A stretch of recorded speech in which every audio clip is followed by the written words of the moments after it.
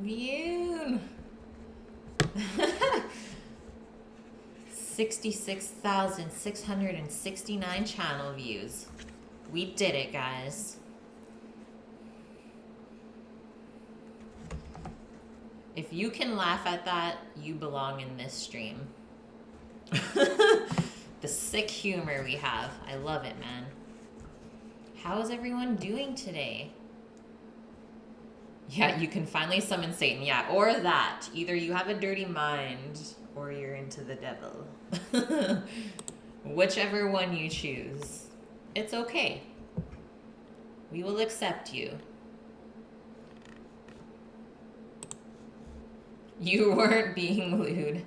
Hey, on a daily, how are you? The light bringer. Maybe you are the light bringer, Vune. Oh man, guys. Kate, today's stream, I am really excited about. This is gonna be the second time that I've made kebab or donair at my house. Last time I made it, totally different house. And that was in the olden times of the stream, not since February 27th. So this is how I used to do my stream. I used to write everything out in a book, which is awesome because then eventually I'll be able to look back and retype those recipes if I want to. And so this is like kind of a little cookbook rendition, not really, but that is what I used to do for the stream. So not since February 27th. It's been too long, let's say. I'm trying a different pita recipe this time, but we're gonna keep the same beef recipe just because it was so good. Just this time I fresh ground my beef for it. We're using brisket and we're also gonna sous vide it. So last time I baked it in the oven at not a super low temp and a lot of juices came out, which is concerning because you wanna keep all those juices in and that way your meat's not dry. So I think it'll be a better controlled environment in the immersion circulator, which is currently set to 145 Fahrenheit, aka like a nice medium cook on beef. And then we have to let that cool after, and then we'll slice it and fry it up. Yeah, now you know what the emote really means, Vune. Aw, on a daily, thank you. I missed you guys too yesterday, but that is awesome. I got to see you guys for a little bit at the end of Sammy's stream. Hopefully you guys enjoyed that. Okay, and then for the rest of our donair fixins, we're just gonna do the typical kind of stuff that goes in. We're gonna do shredded lettuce, some chopped tomato and cucumber. Do a nice mix of pickles as well. So I have a bunch of homemade pickles that I'm just gonna make, I guess, a little medley of sorts. I'll chop it up nice and fine. That way we'll have a nice mixed pickle and different flavors. And typically I think they use like a mozzarella style of cheese, something that melts really easily. I don't have any mozza at home right now, but I do have the jalapeno jack cheese, which I think would be good. It'll add a little bit of spice too. So we'll use that for melting. And then Sammy's Greek salad on the side. So it's called Sammy's Greek salad because this is his dressing recipe and it's really freaking good. So I thought I would share that with you guys as well. Cool earrings. Thanks, Vune. I think I got these earrings in Thailand. They were super cheap. And somehow they made it all the way back with me too. And yeah, I'm a skull fanatic. I like things that involve pirates and stuff like that. So maybe that's why I'm on the island or by the water. Who knows? It's the pirate in me though.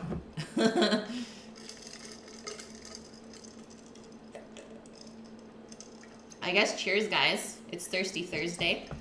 I don't know if I'll be busting any alcohol out on stream today, but just sipping on my iced coffee for now. Pirate Kate, oh man, we should totally do like a Pirates of the Caribbean stream. Pull out the eye patch and everything. Okay, so first things first, since we're making the pitas from scratch, you always need to leave between 2 to 3 hours when you're making bread from scratch. That's how much time I usually give myself before you plan to actually eat it, let's say. So I made the pita dough up at around 12:30, nice and early. And then it has to rest for an hour out at room temp so it can get puffed up and proof. So we're obviously there at this point now. It's definitely gotten big. It looks amazing already. And I think what we'll do is this is the first thing we'll do. So check this out. Look at how nice and wiggly it is. And there's some whole wheat flour in there as well. The recipe was very simple to make. It is posted in Discord. I think we'll divide that into the 8 pitas now, ball it up, put it onto a sheet pan, and put it into the fridge. Because there is a point where you can overproof the bread, and all of that structure that you've been building will just collapse in the oven. So you don't want to push it to that point. So we'll deal with that first, divide it into our 8 pitas, which is perfect for us. Put it in the fridge, and then we just have to pull it out, let's say half an hour before we plan to bake it later. Actually, let's say an hour, because we'll have to still roll it out, the pita dough.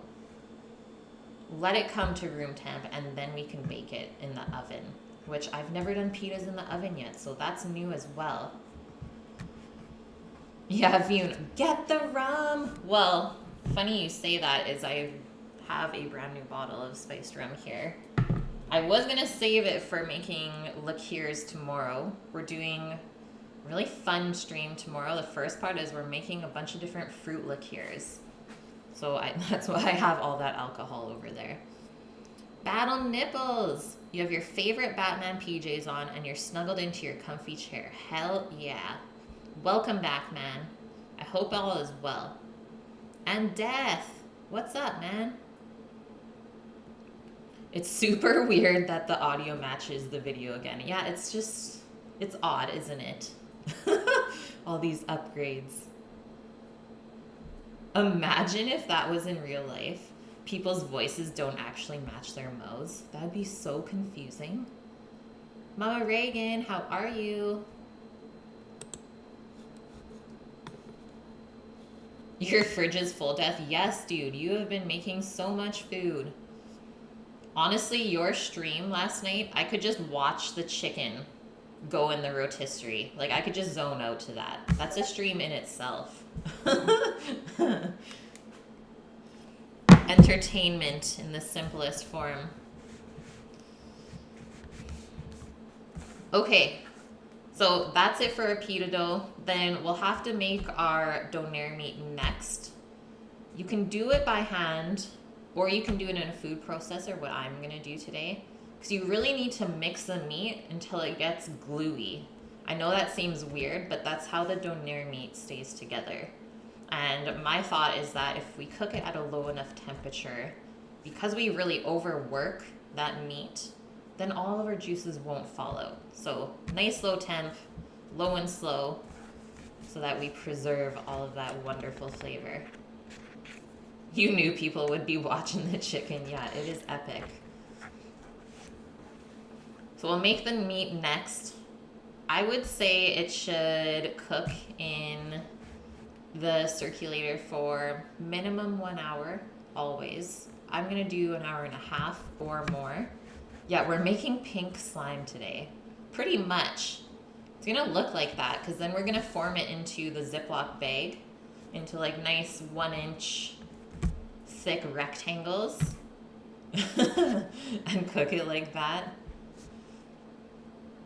After that, we'll make up our sweet garlic Donair sauce.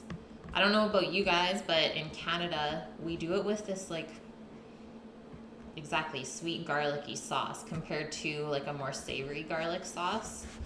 So we'll make that up sooner rather than later, just so that all of those flavors have time to get married up and happy in the fridge. Then we can prep all of our Donair fillings. So all of our veggies and our cheese. so that whenever we are ready to go to make the Donairs, all we have to do is put all the things in the pita. After that, we should be able to pull the pita doughs out of the fridge and start rolling them out and baking them. So you need a really hot oven, and it says either a heavy duty sheet pan or a heavy pan. I'm using a cast iron.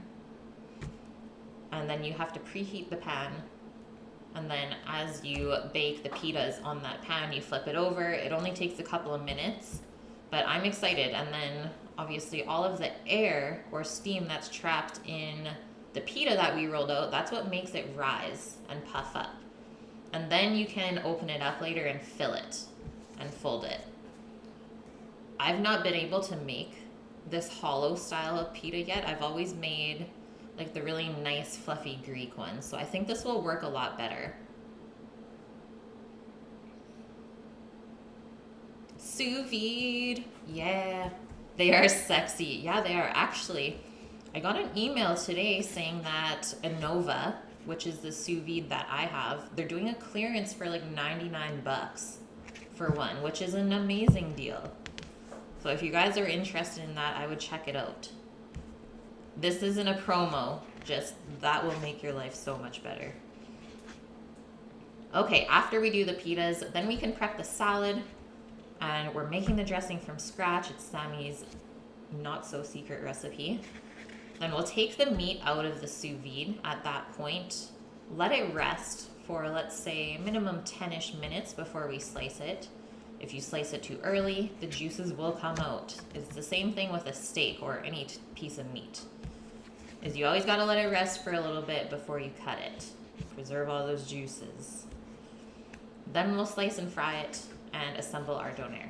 And that should be it. Pretty fun stream. So I did a little bit of work ahead of time just so we weren't super stressed with timings today. Ye old sous vide company. Yes, Vune. Okay, let's get into our little bit of history and fun facts, and then we'll start cooking.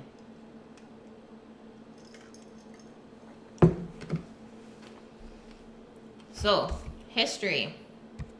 Doner kebab, aka Donair, aka kebab, is a Turkish wrap made of meat cooked on a vertical rotisserie. So we don't have a vertical rotisserie. I don't know, Death, if you could make up the beef mixture and do it on your rotisserie, but I think that with gravity it would just fall off if you can do it that way. But if you put your thing, the rotisserie thing, on its side, for sure you'd be able to make donair meat with that. I wish I had that, but we're gonna try to replicate it with the closest thing. If someone would put one of my knives in the background facing on the right, would I freak out? I probably wouldn't really notice. I don't know. See, I didn't even notice that they were like that to begin with. Maybe it's an OCD thing. So the outer layer of this vertically cooked meat is sliced thinly into shavings as it cooks. So obviously this is really cooking from the outside in. So as it gets cooked, you slice it off. That way it doesn't dry out. Originally invented in the 19th century Ottoman Empire, it inspired similar dishes such as the Arab shawarma. Totally forgot to say it was also called shawarma. The Greek gyros or gyros, and the Mexican al pastor, which al pastor, actually all of those are really freaking good. So let it be known, Kate, huge fan of the kebab in any form. Grilled meat and pita with vegetables, I am there. Fun fact, there are more doner shops in Germany than any other fast food. What? That is the coolest fun fact. That actually has a little bit to do with my question of the day that I'm going to pose on you guys later. Better than a Doner party. Let's hope so, Rolo. Doner is popular in Europe. We got a lot of Turkish. Yeah, the Canadian one's a little bit different, and I'll let you guys know how and why in a little bit.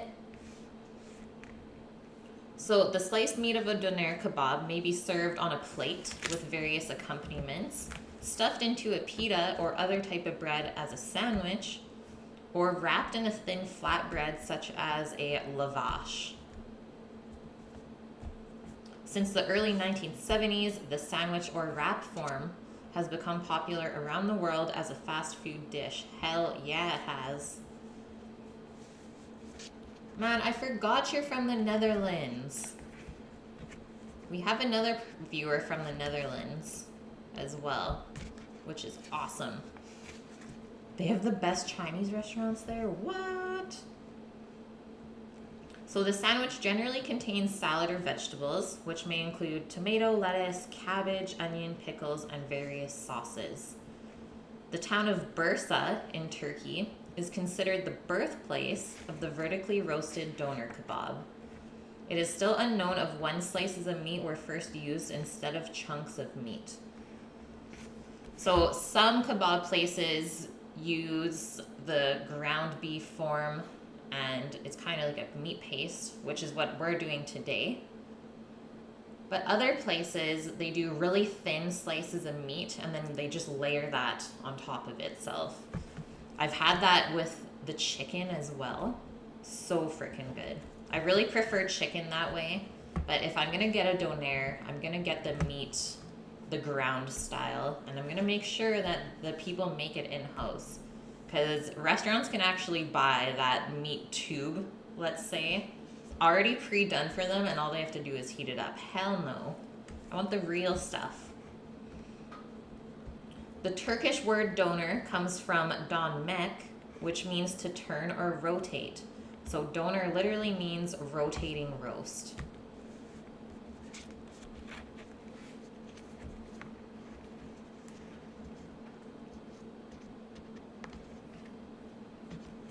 Chinatown in Amsterdam has the best Chinese food. Oh man, I missed out, guys. I never went there.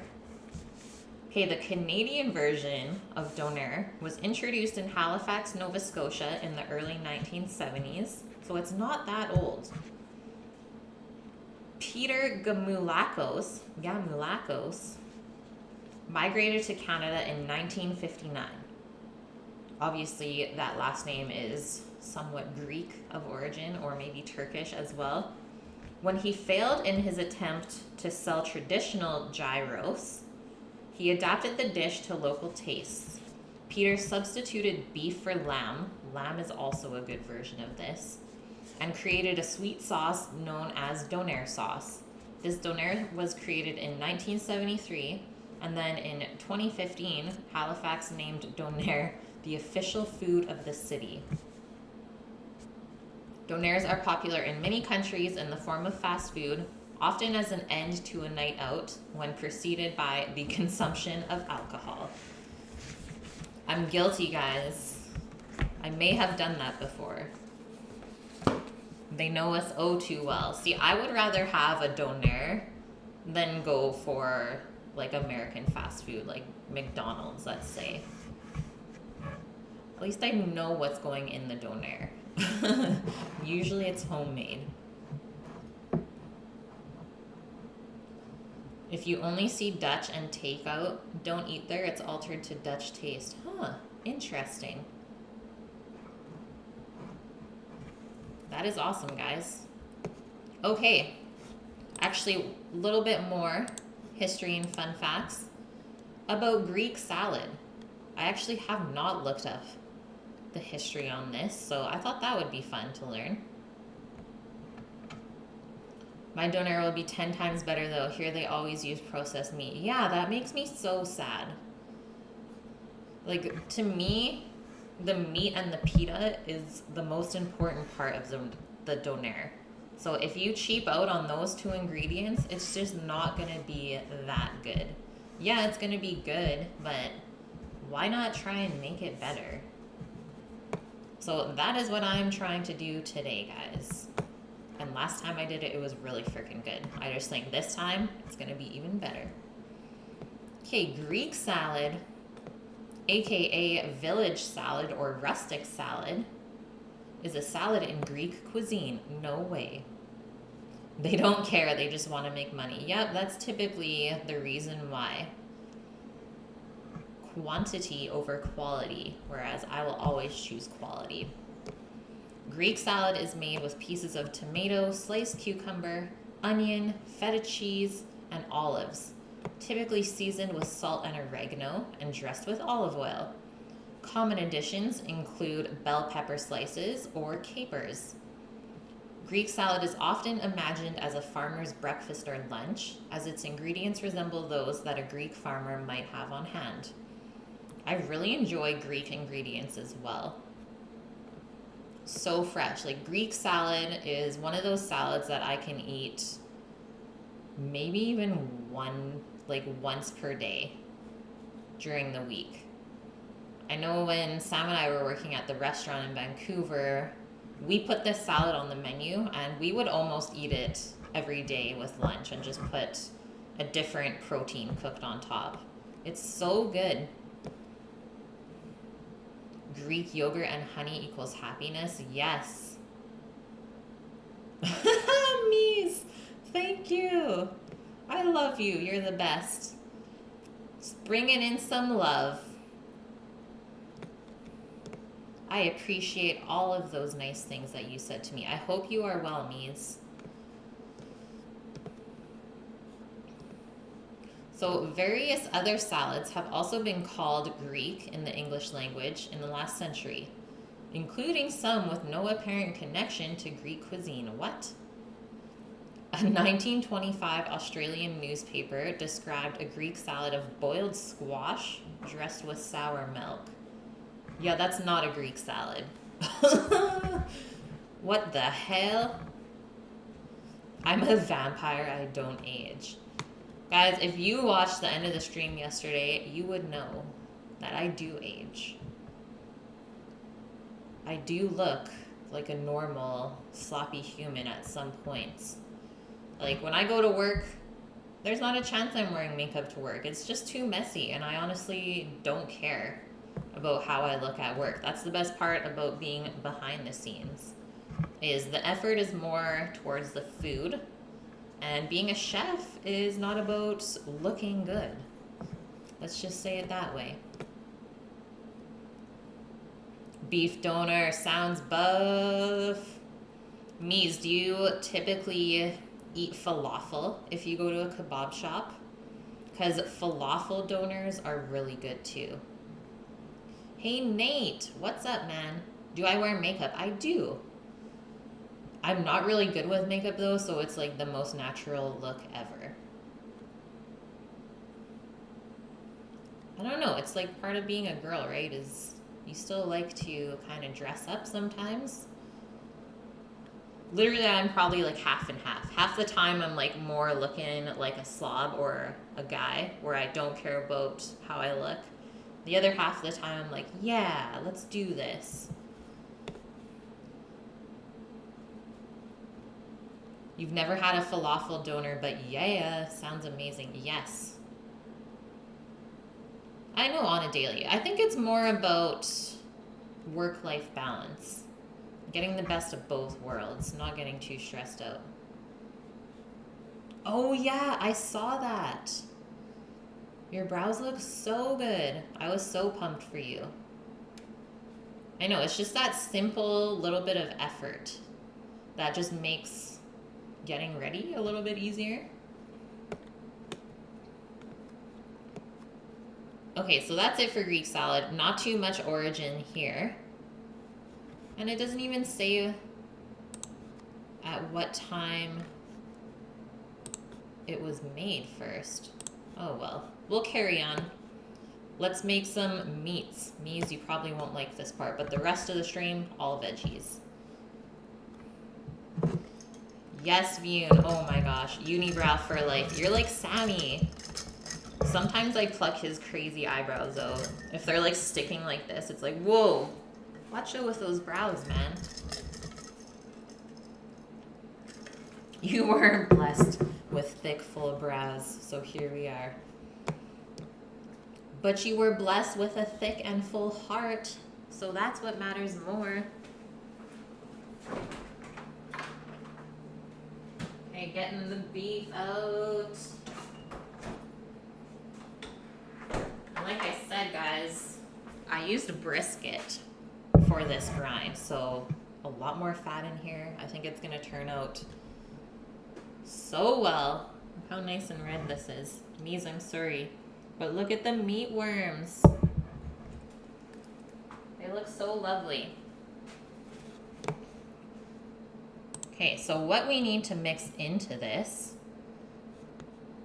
which this will be a lot easier to use a food processor, because typically when you make beef donair meat like this, you mix all this stuff in and then you like freaking slap it into the bowl until it gets gluey. But let's let the food processor do the work first.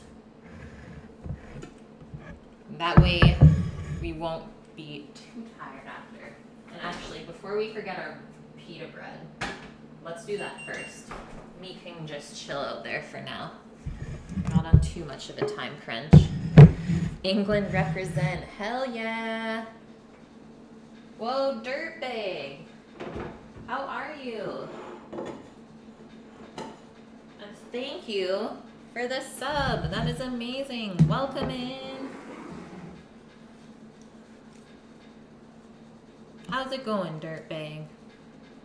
Thank you for that Twitch Prime sub. Welcome to the Onion Squad. Okay, here is our pita dough. Oh my god, blowing up. Turn everything off.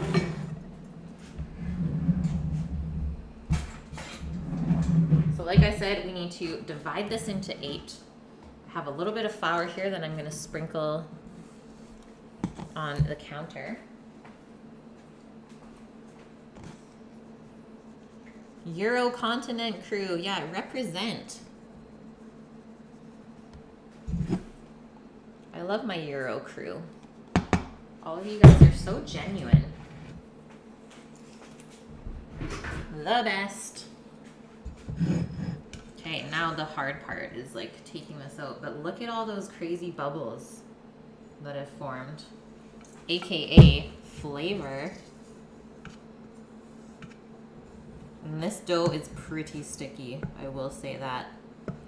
There is a little bit of olive oil in it, but it doesn't help too much.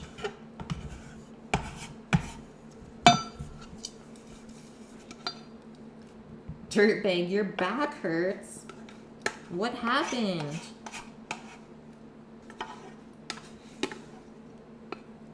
She's so sticky.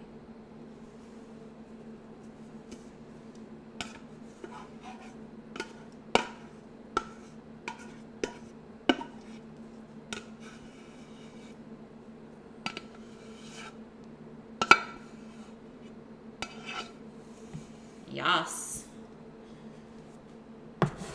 Get back over there. Just trying to escape, guys. There we go. It actually came out pretty clean. You like the onion? I love that. I'm glad you like the onion. I might need a little bit more flour just so that we can ball this properly. Yeah, you guys stay up late to be with me. That is like my favorite. Sorry if that was loud. Here's the sheet pan I'm going to use. Maybe I'll sprinkle some flour on there as well, and that way the dough shouldn't stick. Very important. You might be able to use like a parchment paper as well, but this I think is easier. And that way we won't waste any paper. I guess I don't need that scraper since I use the plastic one. Okay. Dirtbag, I give you sub. That is the best. I totally appreciate that. I hope you enjoy your stay. So why don't we cut this in half the long way. I'm gonna put a little bit of flour on this. It's pretty sticky. We'll go lengthwise and then we'll do 4 portions in each little log. And then we'll get 8 pitas. Yay.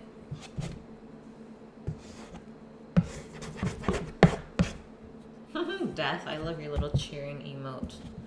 Frick, we might need even more flour. More flour. If you think it's enough, it's not enough. Oh man, pizza for sure. I am so with you, Nate. Pizza is everything.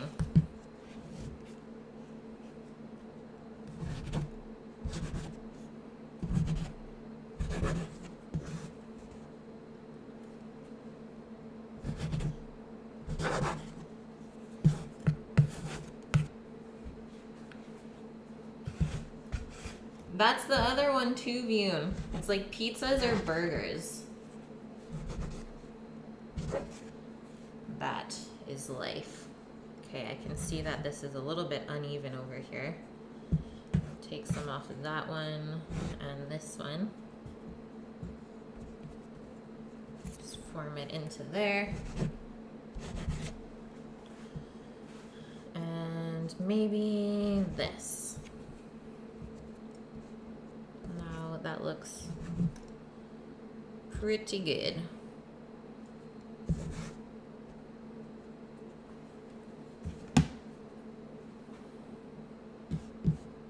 You're good on pizza for a while. Yeah.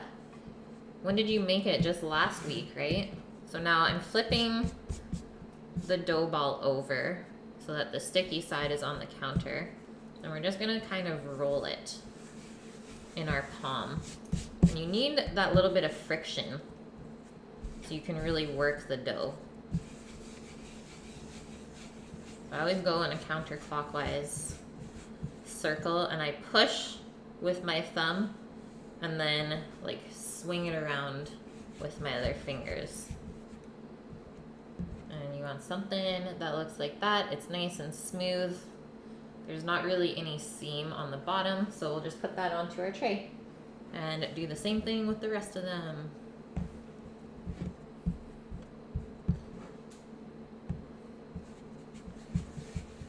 You got some coconut chocolate cake? Yum. Last week you made Chinese noodles and fail pie. What happened? I didn't hear about this. Yes, helicopter. Pumped that you're here nice and early. Is that the name of the pie, or did you actually fail it?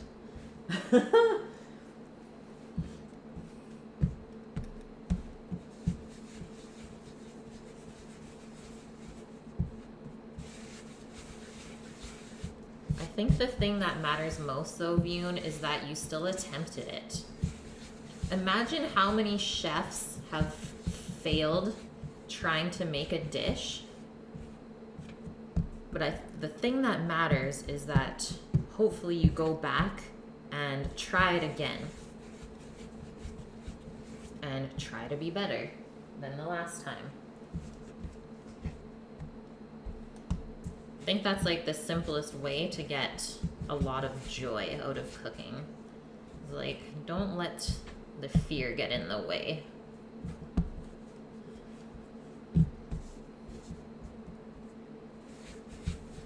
See how sticky this dough is? We're getting messy.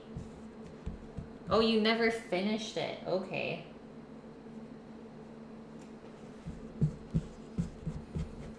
Oh, you weren't feeling well either? What?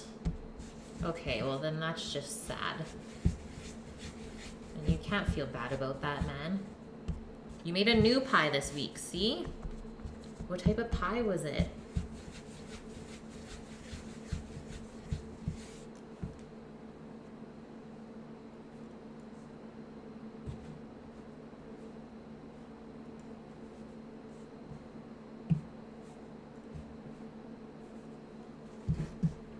Caramel apple pie. Oh my goodness.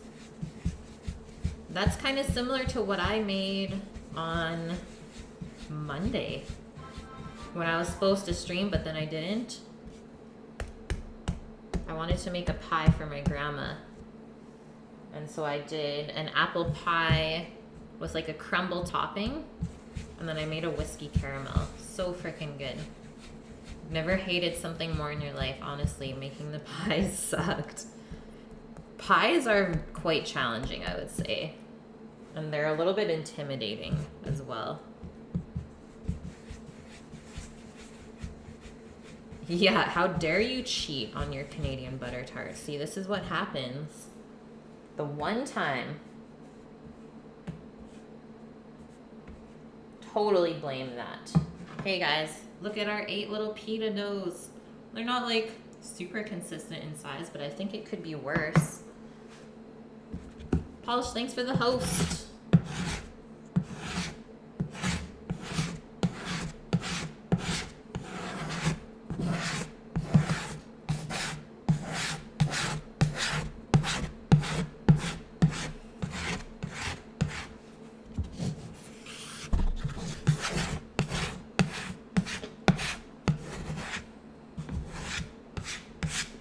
Time to clean up.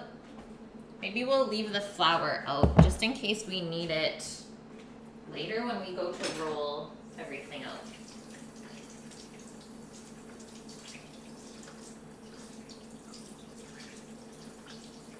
I'm just rinsing my hands off. They got super doughy.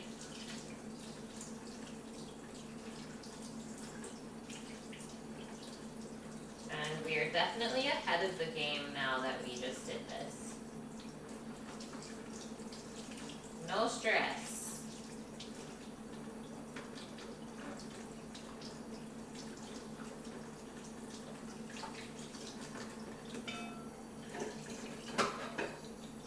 I'm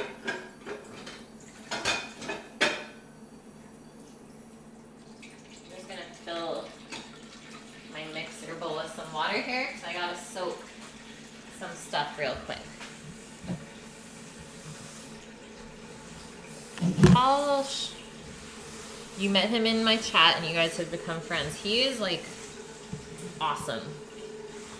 Like such a great Canadian person. I don't know how to say that better. He's just like super awesome, pretty knowledgeable, loves food. I miss him. I need to go check on him. And he does stream, you guys. Polish does like retro games. Yeah, that's what I hope for, is like the stream to be able to connect people like that. You really never know who you meet, and all of you that I have met have been awesome. Makes me wonder why I didn't start streaming earlier, right? The amount of people that you meet from different areas. Like, I don't know. I know so many different people from a lot of different countries. Very cool to me how that can connect us so easily. Okay, we're putting the babies actually to sleep in the fridge. Because like I said, we don't want to overproof this. So we'll switch out the beef for the pita. And I just covered it with that tea towel so that the pita balls don't dry out. Okay, ingredients, finally, for our beef. So I have here, the original recipe is for a pound of ground beef. I have like 2.2, just decided to do a little bit more. And a really easy recipe. Has salt, flour, dried oregano. They use garlic and onion powder. But you know what? I think I want to use fresh of both of those. And then pepper and cayenne if you want. Or like a chili powder. Rathburn, hello. From the friend zone. What is that supposed to mean on a daily?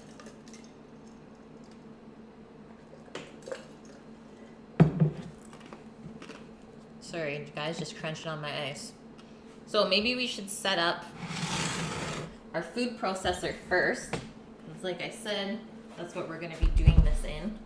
So I have this big KitchenAid guy. It looks powerful, but it's definitely not the best. I will say that. And then we're only gonna pulse this. We're not gonna turn it on full blast.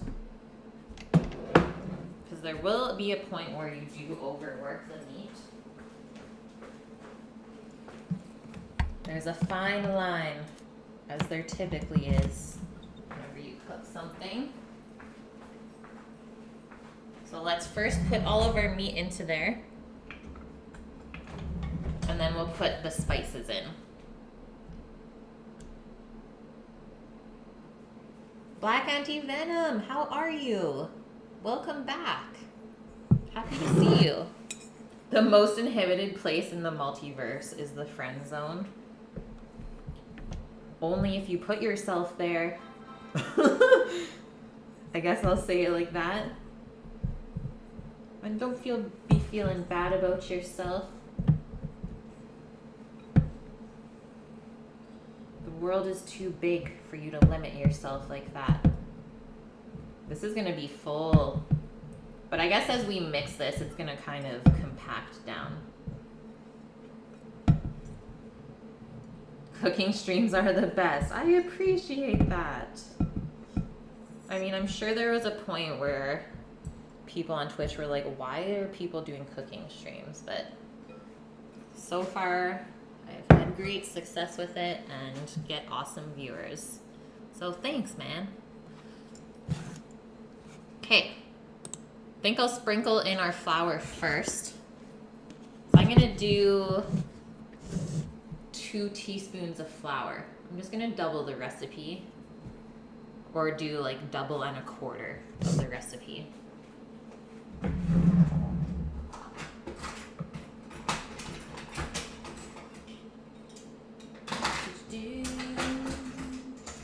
And so there's 3 teaspoons in a tablespoon, so I'm gonna use the tablespoon measure. Just won't fill it completely. Can't wait to, oh yeah!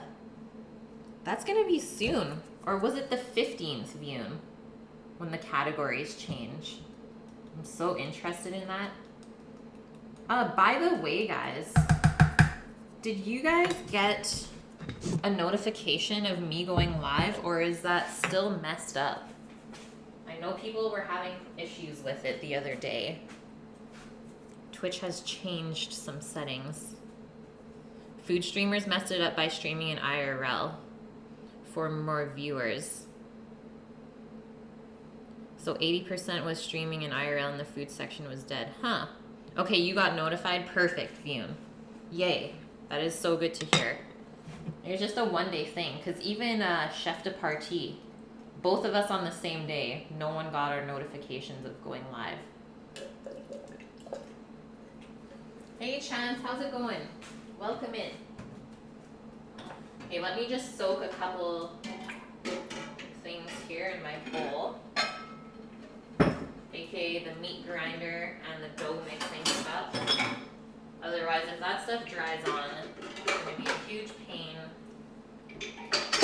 for me to wash later.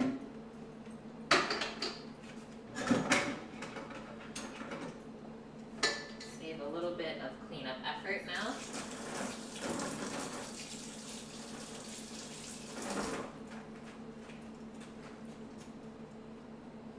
Okay, grabbing our salt. So like 2.5 teaspoons of salt.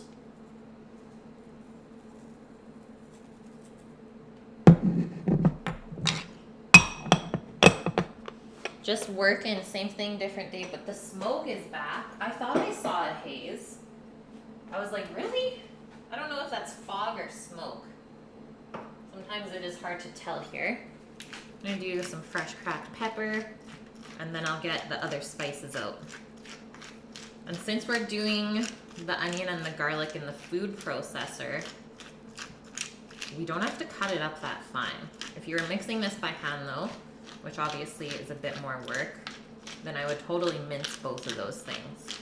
Or you can do the easy way out and just use the garlic powder and onion powder. Totally up to you.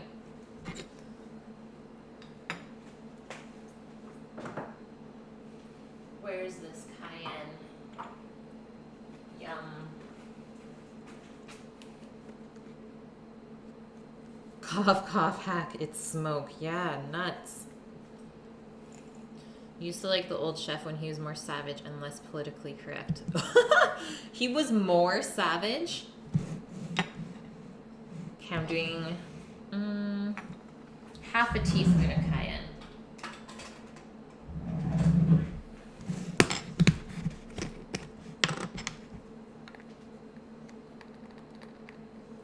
Oh God.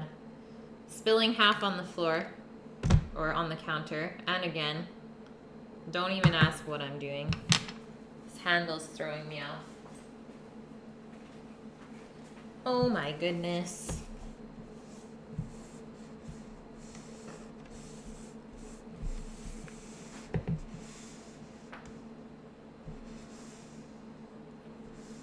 Let's just try to put that back in the container.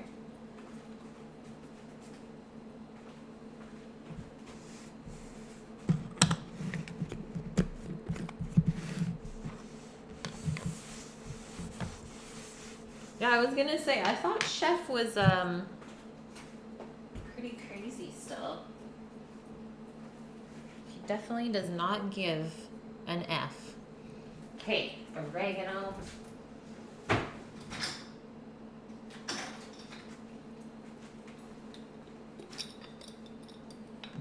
Two and a half teaspoons, or you can just do a full tablespoon.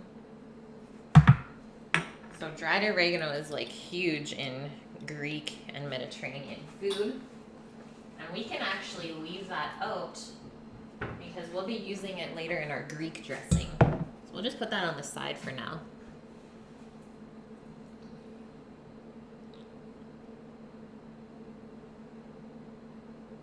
Okay. Just need a quick little choppy.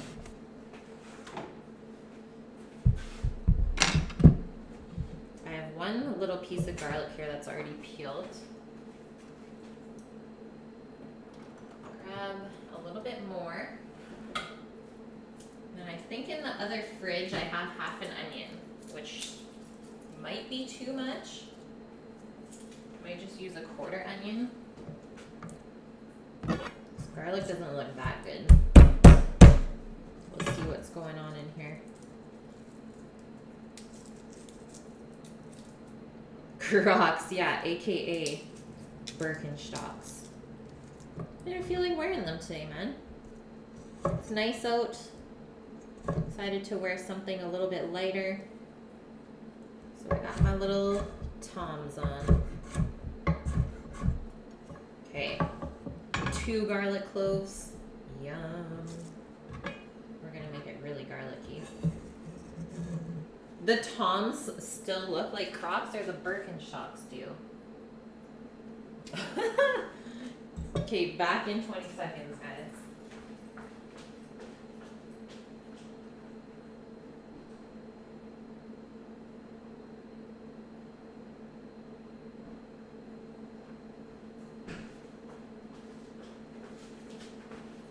Should I put any other herbs in here?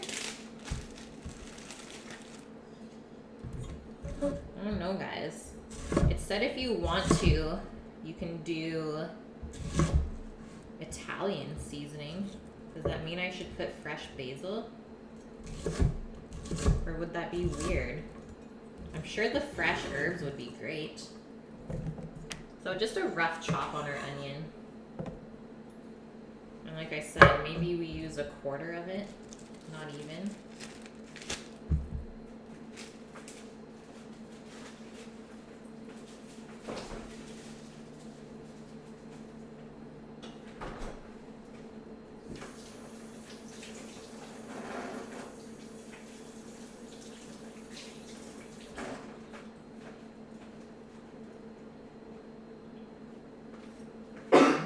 Excuse me, guys. Whew. I think some of the pepper went up my nose, or the cayenne that I spilt everywhere.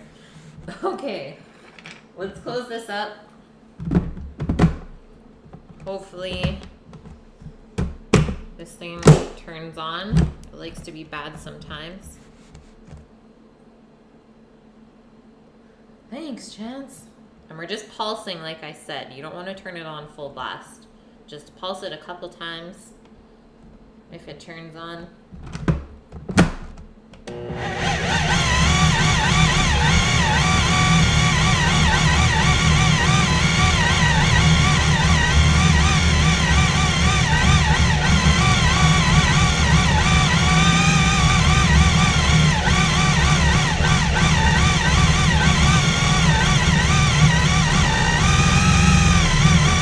We're gonna form this into like a meat paste.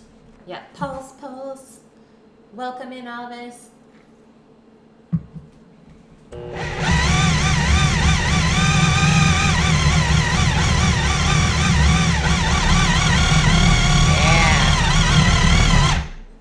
See how it's like starting to ball up? That's what we want. It smells good. I think I want to add some smoked paprika to it. Sounds like your first motorcycle. That is awesome, Vian. Okay, let's do some smoked paprika. I think that will add some really nice flavor. And I like the color that it gives too. So a couple teaspoons of that. And then we'll see how it's doing after this. I do recommend taking off a little piece and frying it up for yourself prior to cooking all of it. That way you know the seasoning is on point.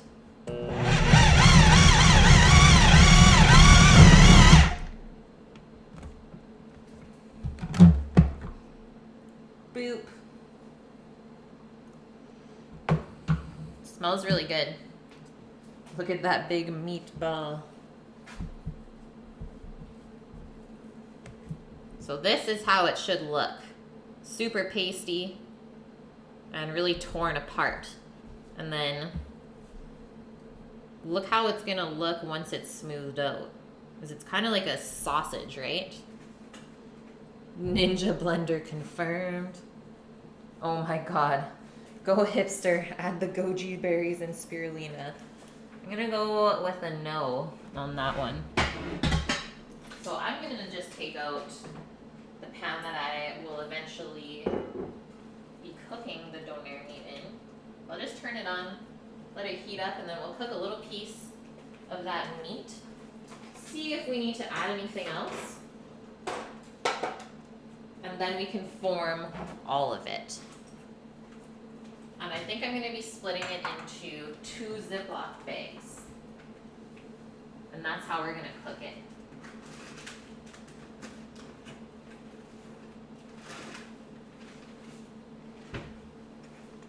Depending on how much it is. I mean, what I'm going for is we'll probably fill the bag like 3/4. Fill the bag 3/4, press it. So it's really nice and flat, kind of rectangular. And that way it'll cook up super even. And then we can easily slice it after too. Okay, while we wait though, let's just scrape this off. Get ourselves ready. And then I guess we can get out all of the ingredients that we're gonna have to chop in the next little bit. So like all of the veggies.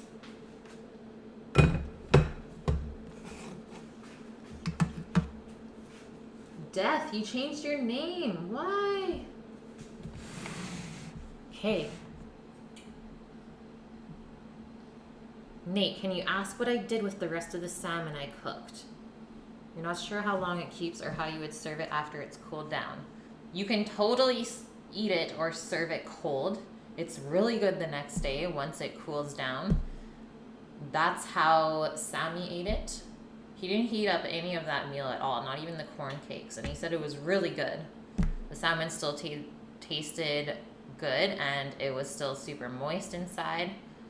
Otherwise, if you want to reheat it, I would say do your lowest possible heat setting for a longer amount of time, and that way you won't dry out the meat too much. Because microwaves can be a little bit crazy.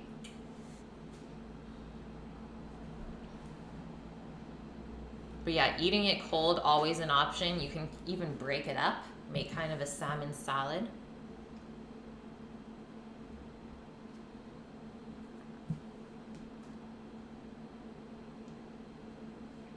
You wanted to focus on advertising more and your name is key. Fair enough, dude. Fair enough. Yeah, Death Fury 420 sounded great for a chef. Matt! Matt, how are you, man? I was wondering where you were. Okay, our pan looks hot. Let's just grab a little bit of meat, press it onto the pan.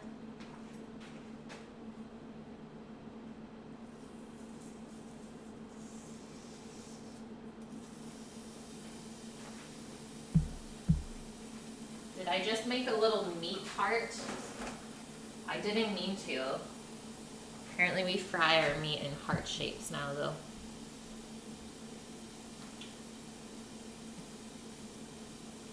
You use omega-3 in free fatty acid form.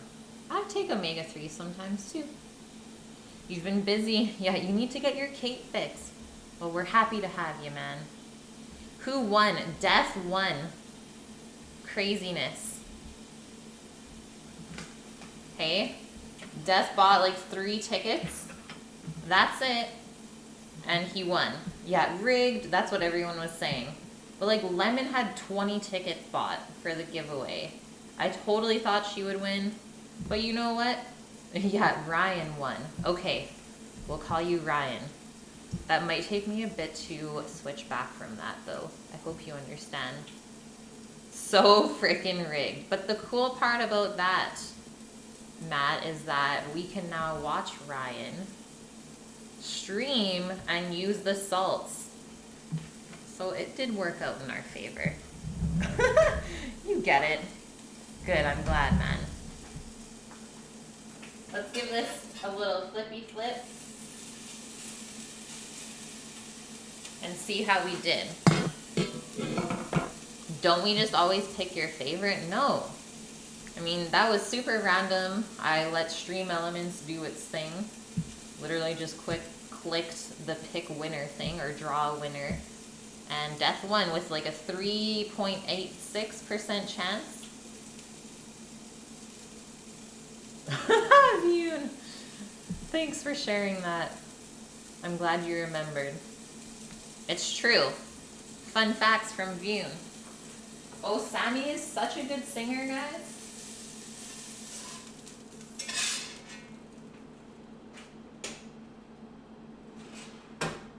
Okay. The meat is cooked. It looks yummy. It browned up nicely already.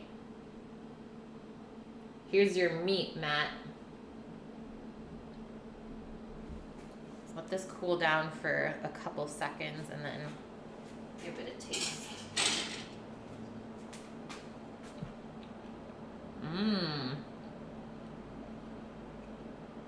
I really like the smoked paprika. Good amount of garlic and onion as well. The oregano is not overpowering, which is good.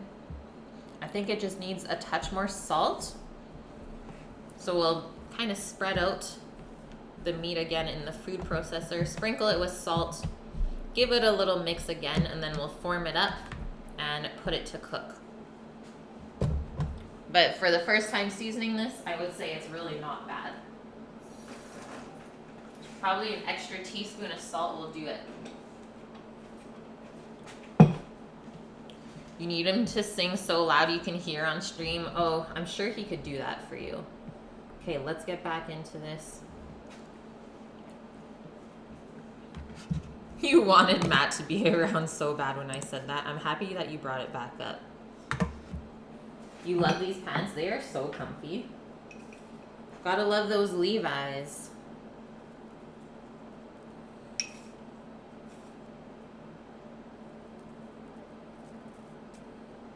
There we go. 1 extra teaspoon of salt. Whiz it up, and then we should be good to go.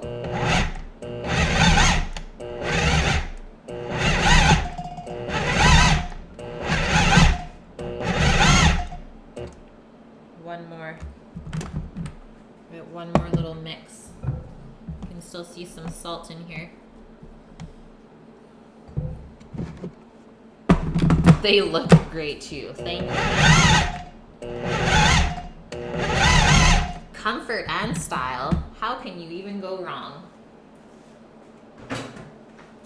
Hey, we did it. We made the meat paste.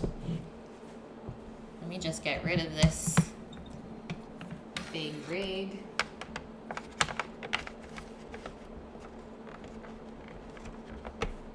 Yeah, thank you for keeping it PG and not very descriptive. Sometimes it's better to not share all of the crazy thoughts you have in your head. Brooke, how are you, man? Happy to see you in here.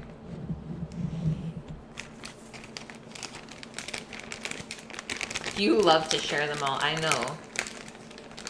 You're the baddest.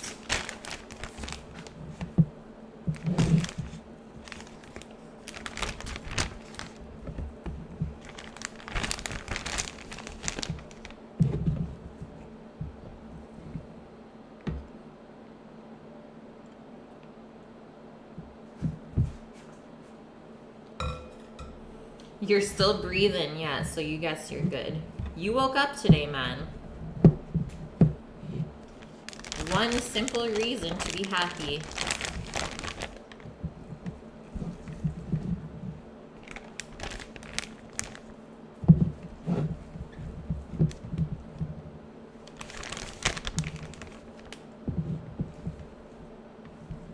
Matt, you're just tired of losing good channels?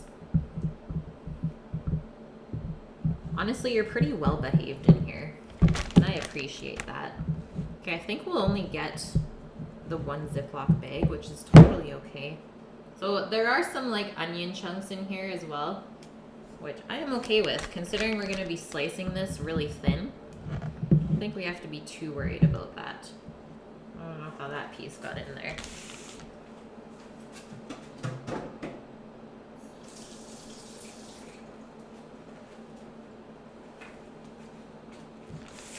You didn't wake up.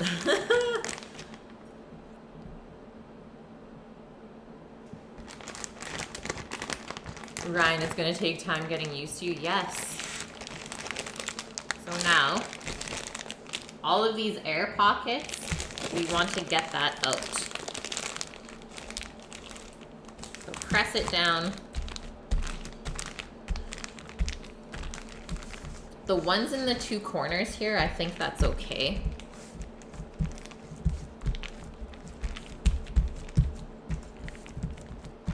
But you definitely don't want any air pockets in your meat mixture, because then it's not gonna cook evenly. So that's looking pretty good. Just press it back a little bit. I'm gonna close this up, try and get as much air out as possible. Black anti-venom, you need help with organization in the kitchen, like pots, pans, spices, tools. What are you looking for? I can definitely help. I am like the organization queen. So now I'm gonna use the back of the scraper just so I don't put a hole in the bag. I'll just push that really nice and tight.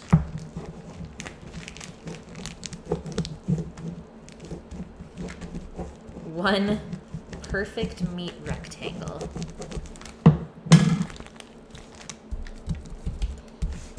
Make sure it's an even height the whole way through. Perfect. So that's 2.2 pounds of meat. I know it doesn't look like much, hey? But for sure when we slice it up later, it'll be more than enough for 8 portions. Okay, now we go over to our circulator and time to cook it. Yeah, as soon as you say sup, sup, sup, everyone will recognize that it's you. Totally true. You can't eat it now because the onions, but you need that for flavor, man. Chef, how's it going? I think one person made a Donner party joke. Yeah, Rolo. I don't want to see your meat line, Matt. Okay, drop this in. And I always like to just fold over the top of the Ziploc bag. So it kind of keeps it suspended and in one spot. Yeah, Chef is an awesome chef, I have to say, man. Is your plating and your style of cooking, you know some really nice techniques, and kudos to you. You got a good cooking style, if that makes sense. Okay, so now we gotta soak the meat blade and the mixer so that stuff doesn't get sticky. I think this meal makes a lot of dishes, which is not the best thing. I guess that's why we make dishwashers though.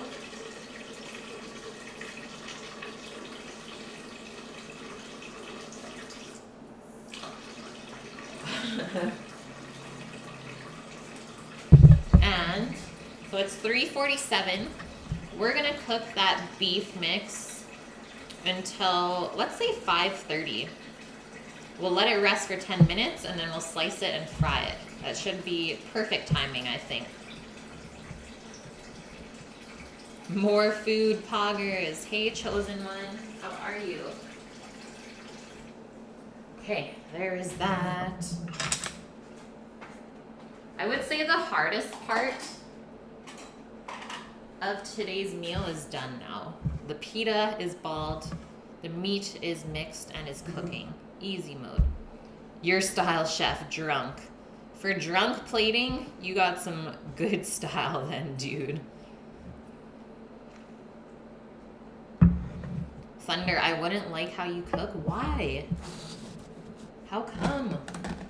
Everyone has their own cooking style. Chef, you're hammered every day. I don't know how you do that, man. Okay, actually, we're on to making the Donair sauce first.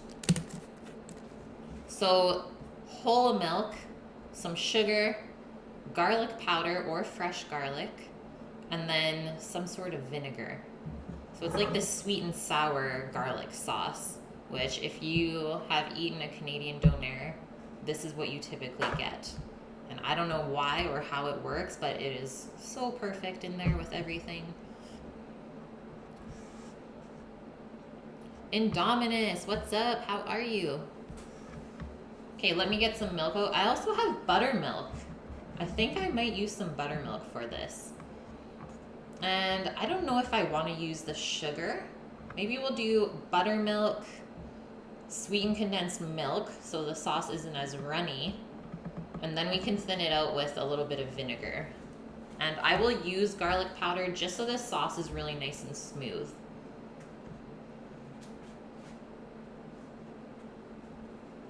Because you cook gourmet grilled cheese. What is wrong with that, Thunder? I freaking love grilled cheese. I've been wanting to do that for a stream. Yeah, where is Nike? That is true, man.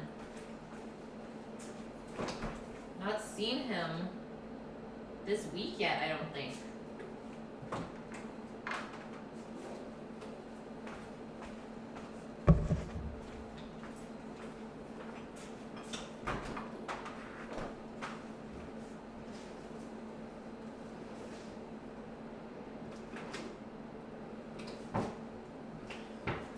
We got that granulated Cali garlic.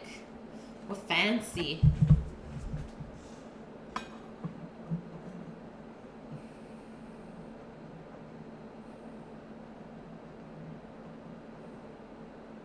Probably getting shit on for having the name Nike now. Yeah, that is craziness. Whatever the hell is going on in the world. Wild. Okay, I'm only gonna make like a cup of this sauce. A little bit definitely goes a long way.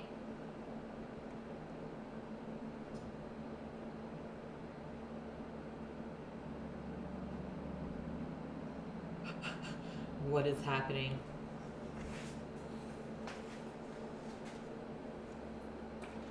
Grabbing some pepper. And I need to move this can to grab the vinegar, which I'm going to use white wine. That way it won't be as crazy a flavor as just your regular white distilled vinegar, which can be pretty sharp.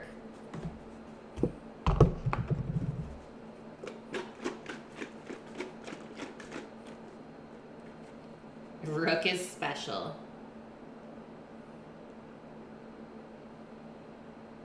Only pros.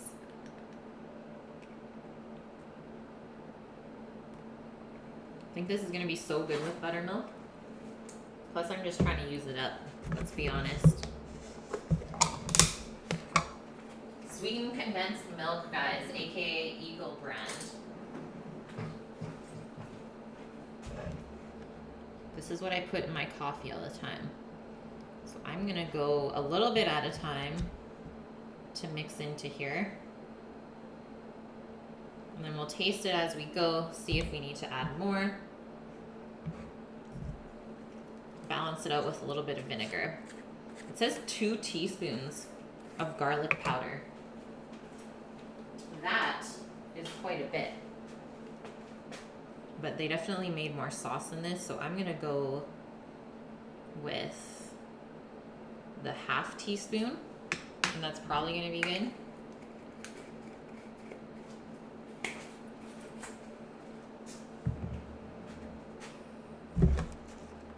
And let's add a little bit of this vin. So the buttermilk's a little bit sour already too, so keep that in mind. I'm just playing with flavors here, guys.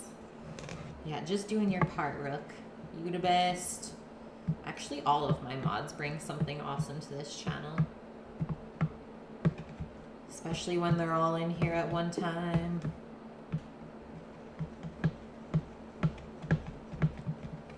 A little whisk might work better. It seems like the garlic kind of wants to clump.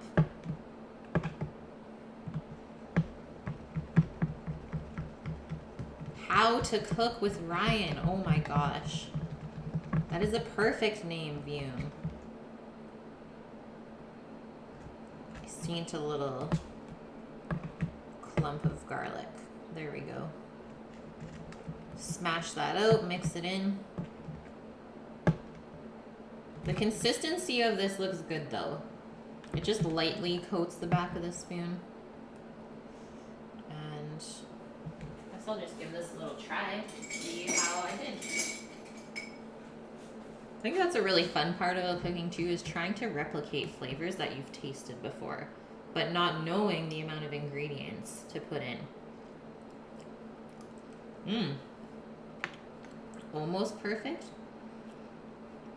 I would say maybe a little bit more sweet, which is surprising. And then yeah, I'll totally add some pepper to kind of balance everything out.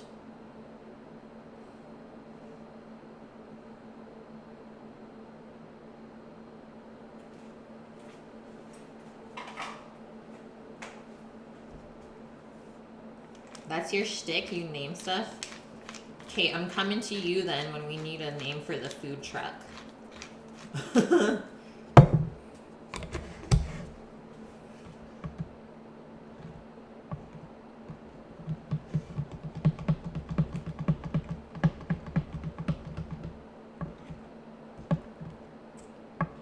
What will we sell? Probably like smoked meats and sandwiches with homemade bread and buns.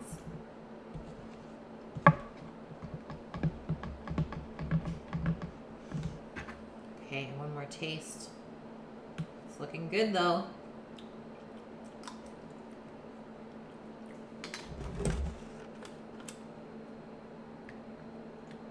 It's almost perfect. It's proving difficult to get that balance though. A smoke wagon, hell yeah. Oh man, okay, that's perfect. The garlic's there. It's not overpowering. The sweet and the sour is nicely balanced. And that's it, guys. So simple. Hashi, what are you doing? We got a doggo. Doggo, come here. Come here. We're just gonna put this in the fridge. Say hi. No, that's not for dogs. What she need?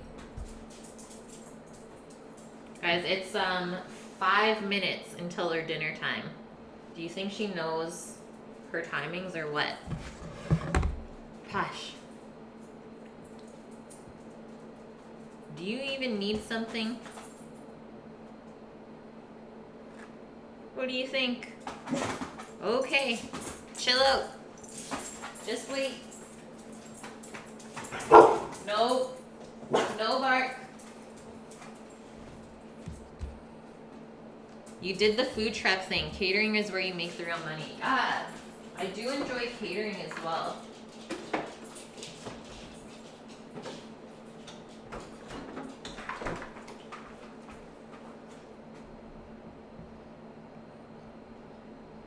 Yes. Hoshiku. We're making Donair today. So I just finished making the meat before this. And we put it in to cook. Then I just made up the garlic sauce as well. And the pita, we made the bread already, and then I divided it into the balls for us to just roll out later and then bake. So we're doing pretty good so far. Next thing we're gonna do is start working on all of the toppings for our Donair. So a lot of vegetable prep and shredding up some cheese.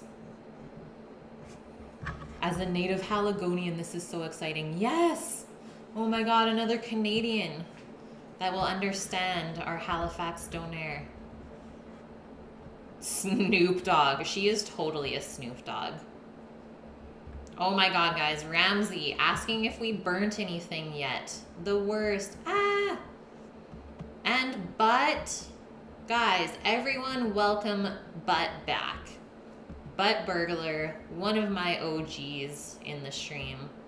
She has been gone for, let's say, not so long, but too long. We definitely miss you. Yeah, you're not dead. I'm not from Halifax, but here in Western Canada, I think we got our Donair game on point as well. And Optrix, welcome in. Yay! All of my favorites in one spot. Okay, I'm gonna go quickly feed Doggo so that she doesn't come down here and bark at us. And then we will carry on with the stream. I think we're doing okay. We have 2 hours left still to just prep a salad and chop some vegetables. We're doing good. Things are awesome, but stream is slow and steady growing still.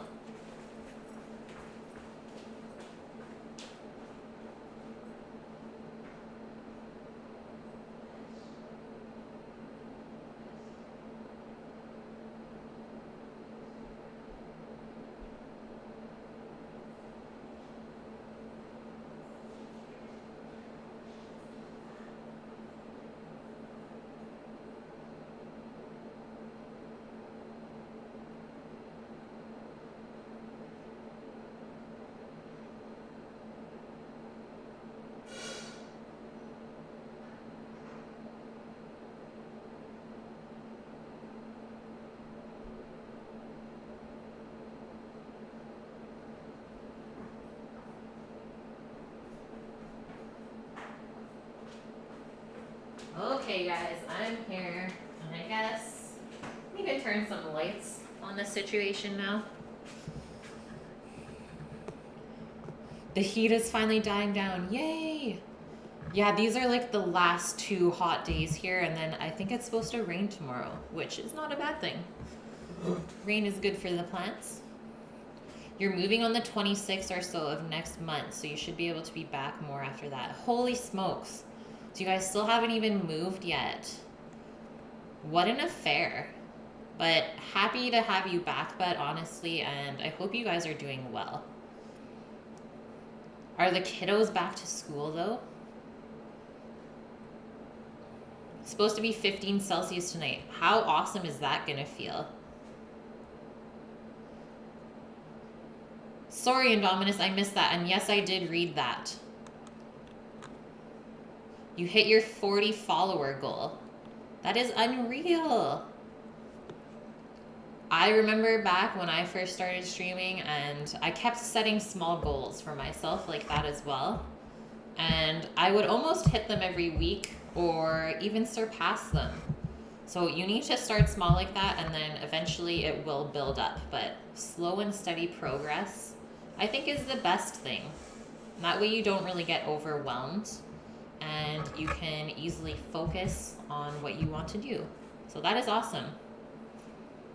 You had to catch up on bills from changing jobs. Boo! They're in pre-K now. They love it. Aw, that is so good. Obviously, I've never met your kiddos, but they always look like such sweethearts in all the photos you post. Okay. Let's get out some lettuce to chop. I have our tomatoes back here. I'll grab some fresh cucumber from the garden to use in this, and some homemade pickles, and then we'll shred up our cheese. What is the thing that says Adams on top of the cups? That is crunchy peanut butter that we put in our smoothies in the morning.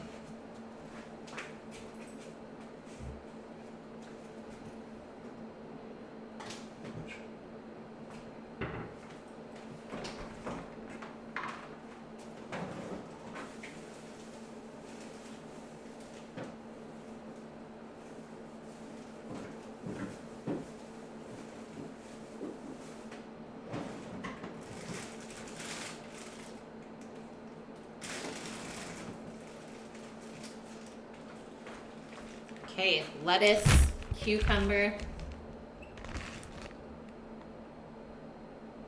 crunchy peanut butter is the best. I'm glad you agree. Not a lot of people do, Kim. It's the struggle. I'm gonna keep all the pickles in the fridge until we're done prepping this stuff.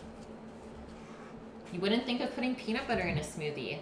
It makes it taste like a peanut butter and jam sandwich. Because I always put frozen blueberries as well.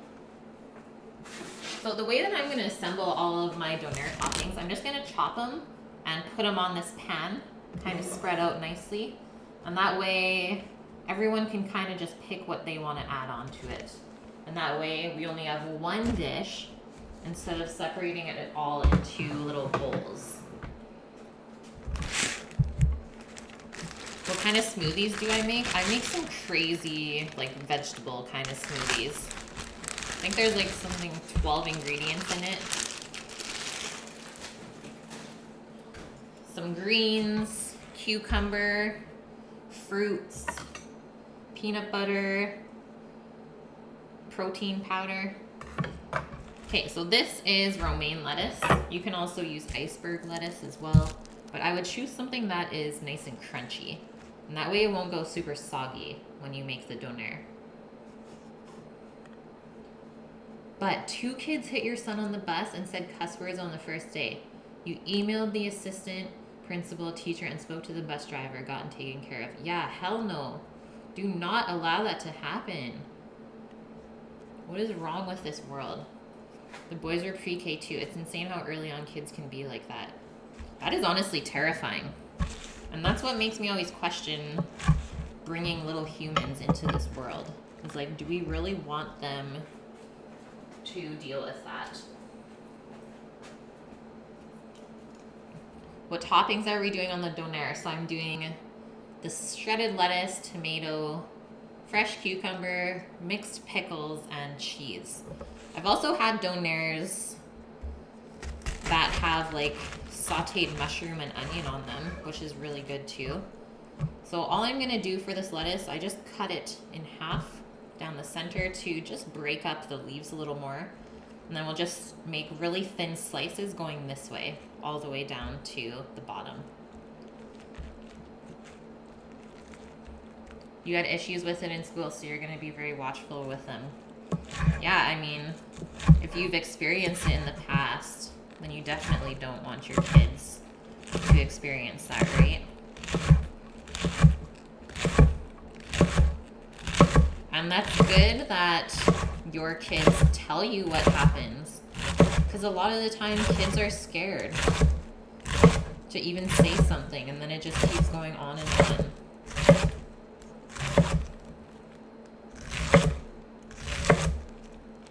Yeah, literally 4-year-olds hitting other kids and cussing. How is that a thing? Like at 4 years old? That is not what I was concerned about. Damn. The world is a changing. Cheese? Where are the onions? See, I don't really love the raw onions in Donair, but I did put the onion in the meat instead, so that way we still get that flavor, but at least it's cooked and not raw. 'Cause I find that the raw onion can be super overpowering. Okay, let's transfer that. It's nice and finely shredded. The lettuce is totally just a filler. Obviously, we don't need that much because we are making a Greek salad to go on the side.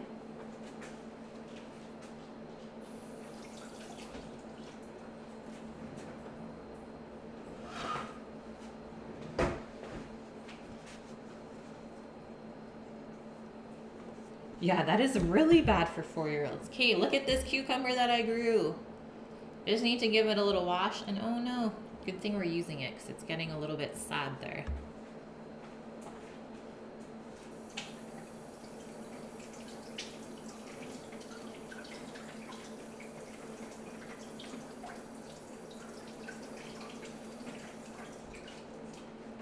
Let's make sure we cut that part off.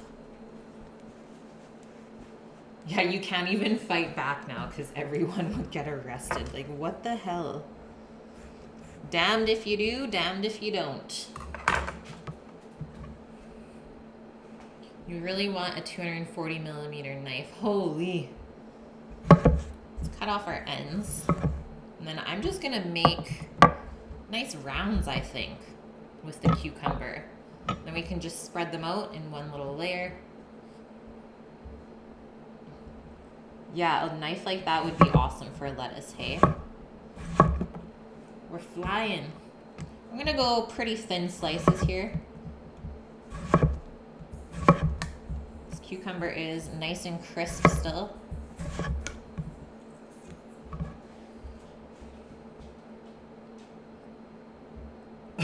Rook, back when you were in school, if you got bullied, you wouldn't even throw a punch.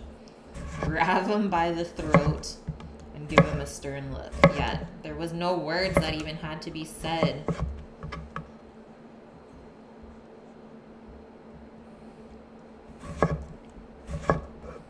And I guess that's one thing to keep in mind, guys. Don't mess with Rook. Yeah, little jerks. It's not even fair. Tomorrow, each grade is doing a separate activity. You're chaperoning the 9th graders, going to a rock climbing wall, rope walks, etc. That sounds like so much fun. So that's just to kind of celebrate the first week back at school. You lost your sub streak. Oh, yeah. And yeah, totally. You'll build it up again. Don't even worry, bud. Okay, that's good. We'll give Doggo this little end snack. Hush. Teamwork making the dream work. Optrix, so how is everything going at school, by the way? Since I didn't ask you the other day I was on. I didn't ask you yesterday when Sammy was streaming.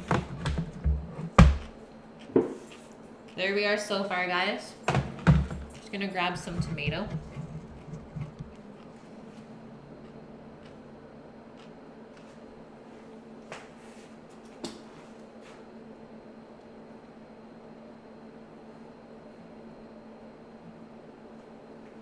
I'm only gonna do 2 of these. We still need tomato for the Greek salad as well. Just gonna cut the cores out. They're super juicy though. Oh, Matt, how are you, man? We have another person or a viewer that also lives in the Netherlands. I thought that you would be interested to know that. Posh, what are you doing? What is this dog doing over there? What's there? Is there something over here? I don't know what you're looking for. Okay, watch out. There's nothing. That's it. Mom is good, but she's been working hard. Making some money. So I'm gonna just dice these. I guess we could also slice them too. But I just like when the tomato's diced. Way better. Doesn't have to be super fine either. It's good to get a nice chunk of tomato in there. Oh, Matt, what's your favorite doner kebab? Do you remember last time we made these on stream? You're back in the swing of things, Optrix. Nice, dude. Classes are going well so far. We have lots of missed time at the beginning of the school year. Oh, no. So it's kind of like a crunch time. Friday, there are no classes. Monday, it's a Jewish holiday, so no classes. Holy. Makes it a little bit difficult to get through all the curriculum without kind of overloading the kids. The puppy is hangry. Well, she's already been fed, so she should be fine. Her nose can get her into trouble, though, for sure.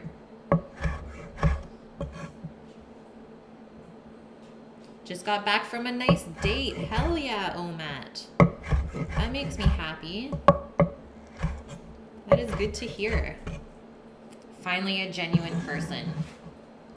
That is so sad that it's hard to find genuine people nowadays.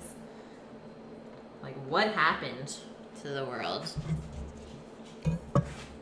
The tomatoes look like oranges. Yeah, they're really nice colors, hey? Just give a wipe there. Get our tomato seeds out. And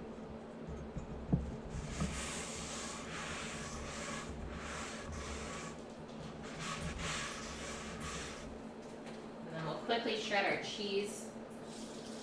And then make our little pickle medley of all of the homemade pickles that I have made. Gosh, what are you doing? So there's got to be something down there that she can eat. That's why she keeps pointing to it. When's the wedding, oh Matt? Yes. Your favorite is with garlic sauce, feta cheese, tomato, cucumber, and salad. Yum. I know, just keep it simple, right? I love all the fresh veggies.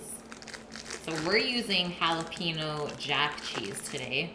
So I don't have any of that like cheap mozza slice, which is okay, by the way. We're gonna shred it so that it can melt really easy.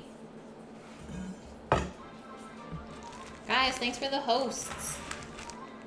A lot of people are just looking for a bit of fun, just to laugh. Yeah, you're a bit more serious than that.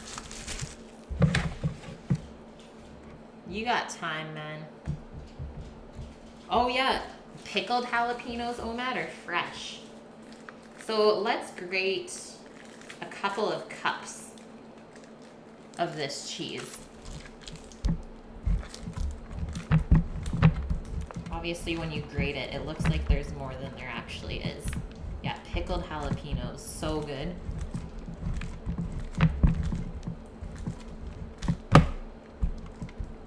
I like the banana peppers too, pickled. Couple of cups. Tongue twister.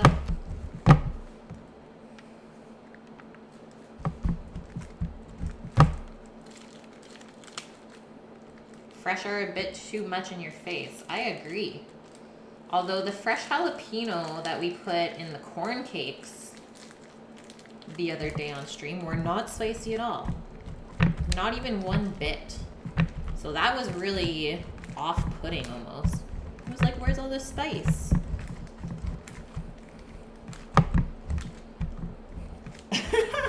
Ryan, I'm with you on that one. It's like, oh, the recipe calls for half cup. Always do a cup.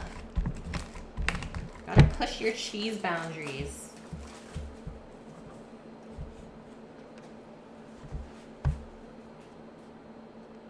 Yeah, too much cheese, exactly. I'm glad we're all cheese fiends here. Just make a mountain. Plus, even if you have leftover cheese, at least it's already grated. And then you can easily add it to something. Look at that cheese mountain.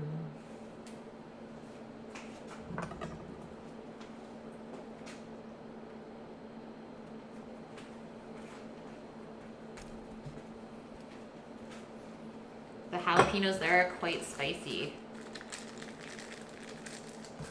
I find it's like roulette here with the hot peppers. Is sometimes it's crazy hot and then other times it's super mild. So it's hard to use it consistently, I guess. Yeah, sometimes jalapenos are disappointing. I have heard that serranos are like a little bit more consistent in their flavors. So maybe I'll have to switch over. Okay, getting out the pickles. So I have the pickles that I made a couple weeks ago are just cucumbers, the dills from the garden, pretty basic brine. Here we have pickled radishes, which are already a couple months old.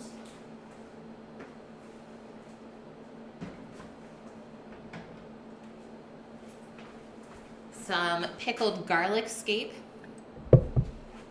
Mannequin, thank you for the follow and welcome in. And one more, which I really enjoy, but you guys might think it's weird.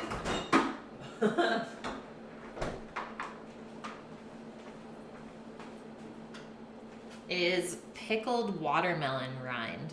So not the green part, but that white part on the inside that you don't typically eat. And that is really good. So a lot of different pickle flavors here as well.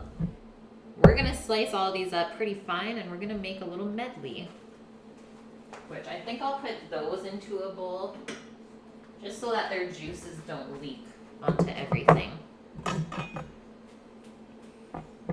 You have one of those Asian stores.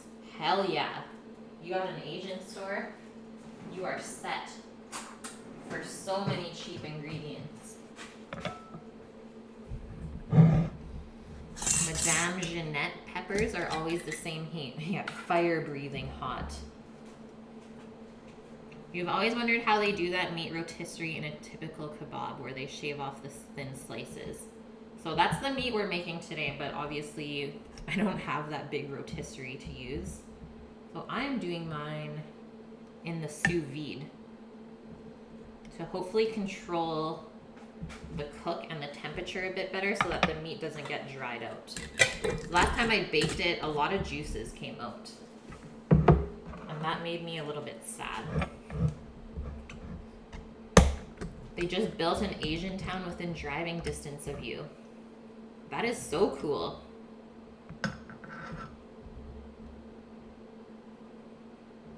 Now you get to experiment with a bunch of different ingredients, hey bud? I love the color of these radish pickles, but oh my god, the smell when you open this jar is literal fart. It's like fart pickles. Same thing if you use any type of radish, like a daikon even, the really big radish. No worries, Omat. Happy to hear that you are well. And I hope you have a great rest of your week if I don't catch you tomorrow. And we'll see you around.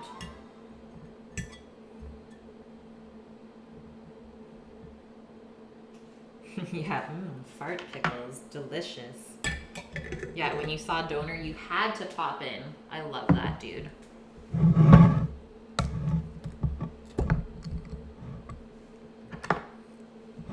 I don't think I'm gonna cut down the watermelon pickles at all. It's a pretty good size. So let's just put some of those into the bowl now. And then we'll mix everything else in.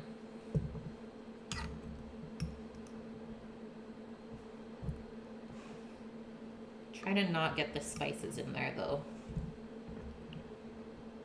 And with these pickles, I did juniper berries. So kind of a more like Christmassy flavor.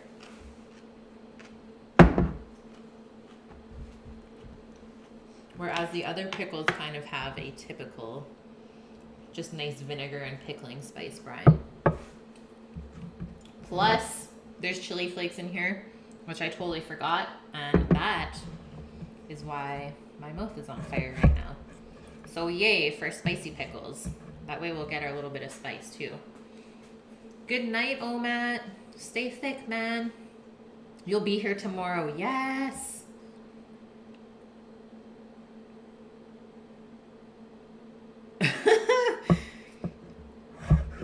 See, Ryan?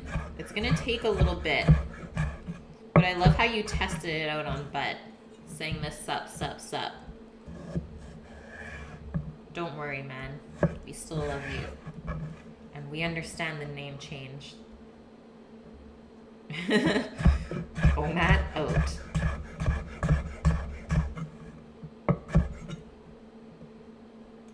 So I guess we have to base the size that we cut our pickle off of these ones that are already chopped. That way everything stays consistent. Oh my God, Omat, 7 months and 14 days.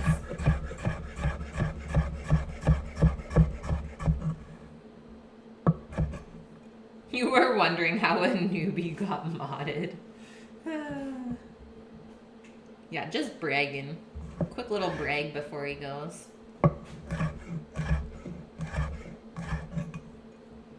I also love the color of these. They're so vibrant. Twins down to the hour. Wow. Both of you found me at the same time.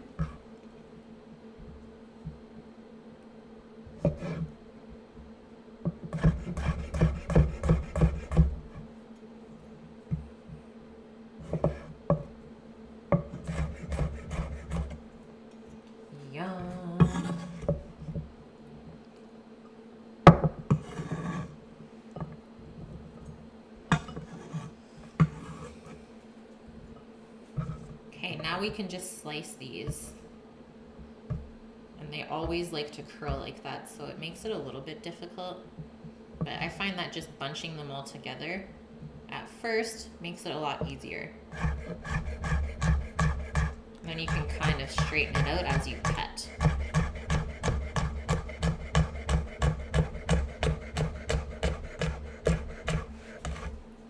They need to show down to the second, yeah, so we can actually see who was first.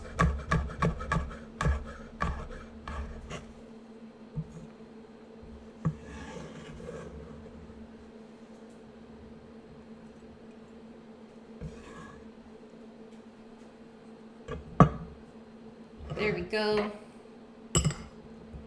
Just give this a little mix. Oh.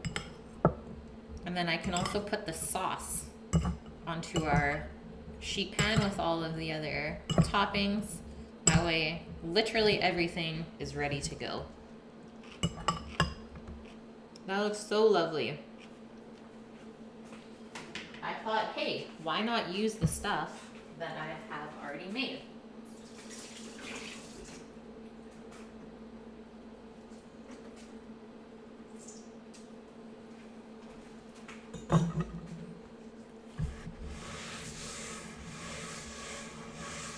People calling you Death versus your real name, it got a little bit old. That is fair, man. I could see that. Okay, how good does this look? You'd rather be called Ryan than Death. But you're called Death in like the nicest way possible. Like it's not a bad death. I can see how that seems weird to you though. Helicopter was your first gifted sub? Crazy. You just remembered.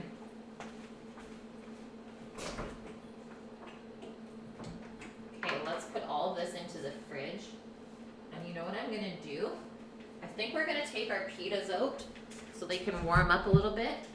And then after we're done prepping the salad, we can roll those out and bake them. They're just tucked away here.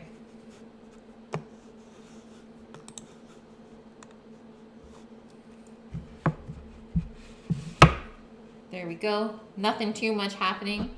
Since we put them in the fridge, it kind of slowed down their proofing time. Just put those to the side for now. And then I'm gonna put all the pickles away. Then we're moving on to our Greek salad. So we need lettuce, tomatoes, cucumber, very similar ingredients as the pita, and some bell peppers. I love the bell peppers in Greek salad, but not the green ones. I like the sweet ones.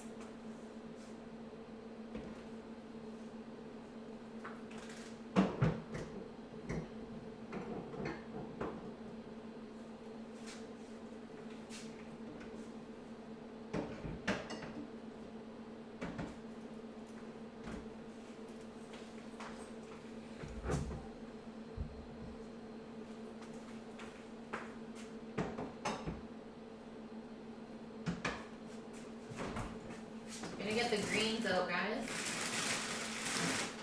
And then I'll grab another cucumber. I know this is shocking, but we don't actually have any garden greens right now. They have really slowed down as we get later in the season. And that is okay. I think we just used all of them when? On like Monday or Tuesday? Look at this crazy cucumber. 2 became 1. I think that's what happens when you let them grow too close together. So weird. The name's at Ziki. Oh, that is such a good sauce in pitas as well. So good. Let's get our salad bowl. The blue bowl. And yay for us, so we don't have to wash any of these greens today. We got organic baby spinach and a deep green blend, which has spinach, red and green chard, and baby kale.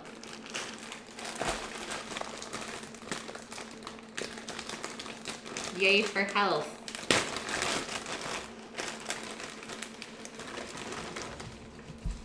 Making such a big salad. I'm always careful when I put these in the bowl because sometimes we find slimy greens like that, which we don't want. So just kind of pick through as you put your greens into your bowl. Slimy lettuce is like one of my big pet peeves. Especially if you go out to eat and you pick a salad, and then when you get it, your lettuce is like all disgusting. And you're like, I just paid 20 bucks for rotten lettuce? Not a thing.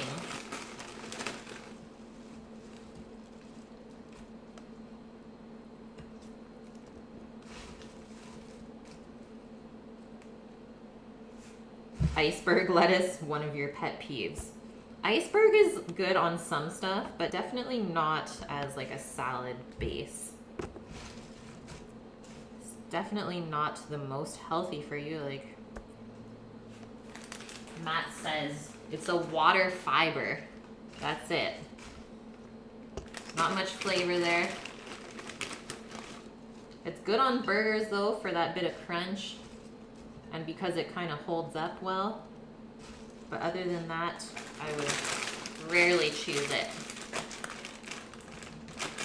Turkish dish with a Greek salad. You are a peacemaker. Yes.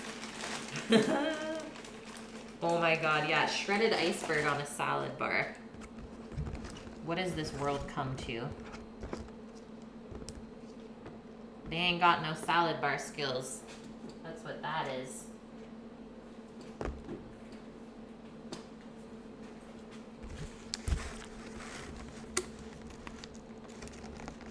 Yeah, when they put it on subs, it just falls everywhere. I feel you on that one. Sorry, I'm just opening this container. She's a noisy. Spinach looks pretty good though. It's not massive.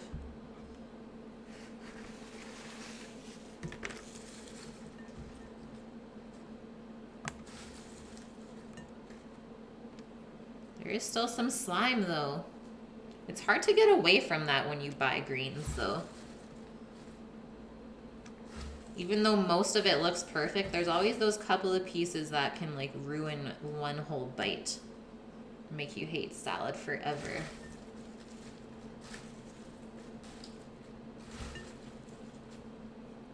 Okay, I think we're good. That's a pretty full bowl because I'm just dropping lettuce everywhere. Spring mix is awful, yeah.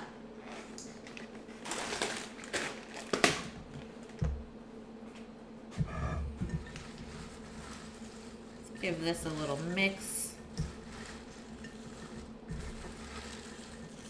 Make sure we got a good bite of everything.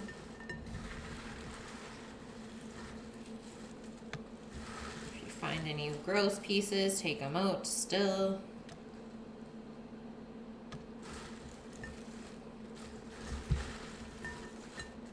Okay, I think we're good now. You never know.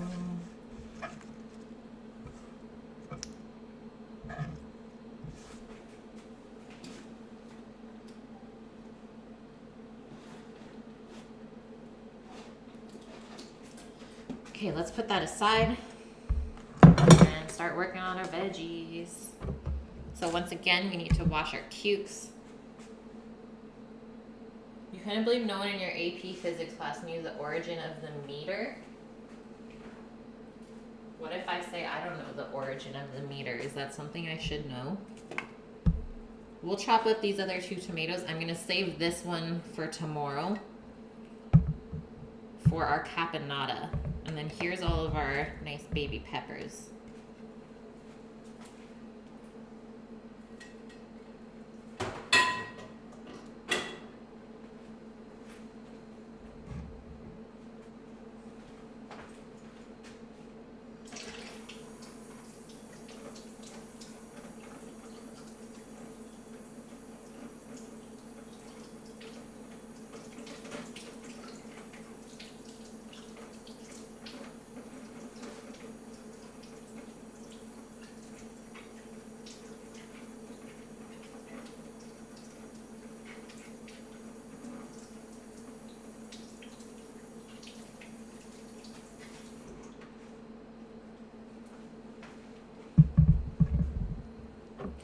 Bye, Butt.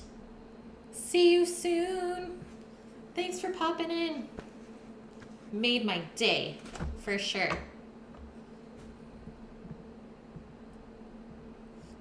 Yay, look at all those colorful veggies. Amazing. So now we can chop these all up bite size as well. As long as you can fit it in your mouth easily. And not look weird eating the salad. That's all that matters.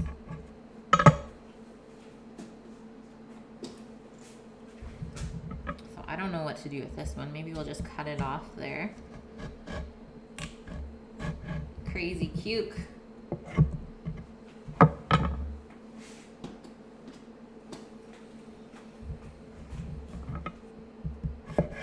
And then we'll base the size off of these pieces. I like to go pretty fine still when I chop my vegetables for salad. That way you can get a little bit of everything in each bite. I think I'll do this in 3 slices. And then in half.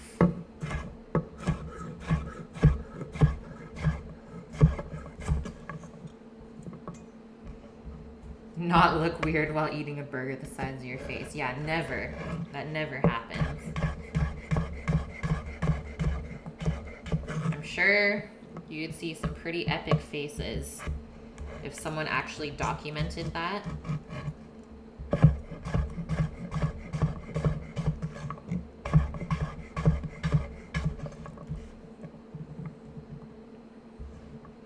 an advanced science class, they should know that. Ah, okay, Optrix.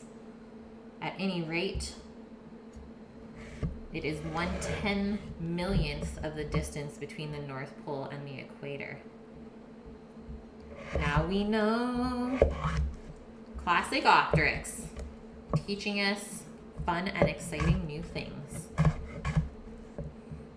Now if someone asks me that, the origin of the meter, be like, it is 1/10,000,000th of the distance between the North Pole and the equator. And they'll be like, what? I'll be like, yeah, I know that. Yeah, given the gems of wisdom.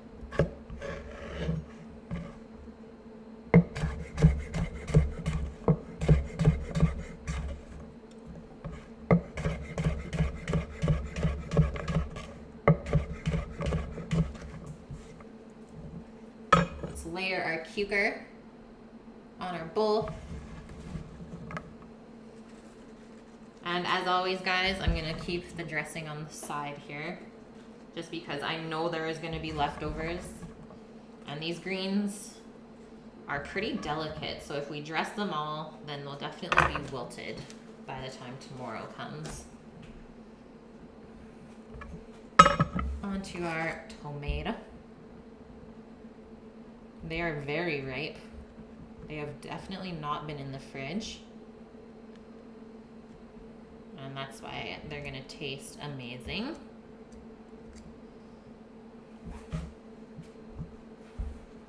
This guy is getting a little bit sad. That's a good thing. We're using it up. And that's the only like bad part about not putting produce in the fridge, is that it does go bad, obviously, a little bit faster. You gotta keep a closer eye on it and make sure you use it up quickly. Just want to smell that to make sure it doesn't smell funny. Sometimes the flavor or the smell gets transferred through if there's mold on the outside.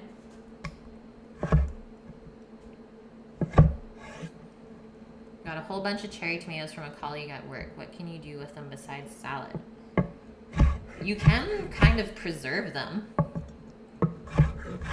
If you look up something called tomato confit, that is like one of my favorite things to do with cherry tomatoes, is you slowly roast them with like olive oil, herbs, and garlic.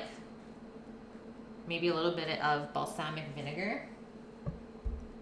And they get super sweet and delicious. And then if you want, you can pack those in oil for the winter time.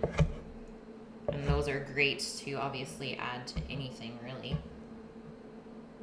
Yeah, orange and yellow tomato, Sean. All of the colorful vegetables today. No problem, Optrix. You've never seen a yellow or orange tomato? That is crazy to me. With that being said then, have you seen the yellow, orange, and red peppers? This is where we're at so far, guys. Wipe our tomato seeds off one more time.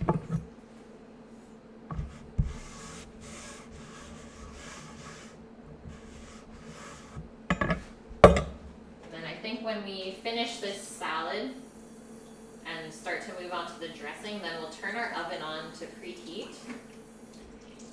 I know it takes about 15 minutes for it to come up to the temp we need to bake the pitas, so we don't want to lose any time there. You've seen them. You've even grown them. Cool. The chicken was good last night, Optrix. I wasn't super hungry when I got home because we ate lunch at work super late. So I kind of split my meal into two and ate the rest of it around 8 o'clock when I was hungry again. It was yummy though. I liked the tahini and the greens. It took me a little bit to figure out what that was. The camera has a heartbeat. Sometimes, Fawcett. Sometimes.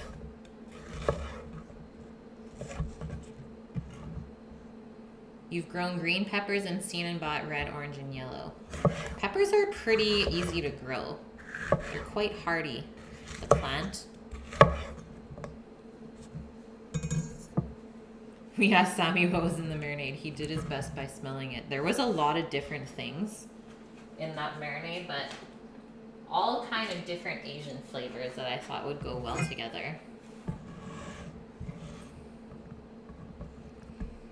So the peppers, I think we're just gonna cube them up as well.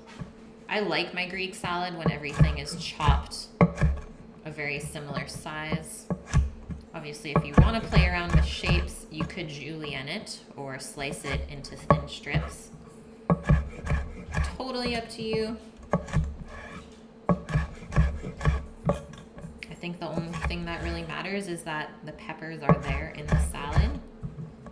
The way they are presented doesn't matter too much.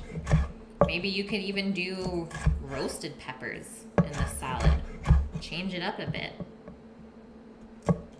You just learned how to cut peppers properly. Yeah, I really enjoy cutting peppers that way. It helps with the mess of the seeds going everywhere, which is one of my big pet peeves, is cleaning up all the seeds. You don't really want those in your food. So cutting around the stem and the seed part kind of helps keep all those seeds together. And then you get nice flat pieces of pepper to cut.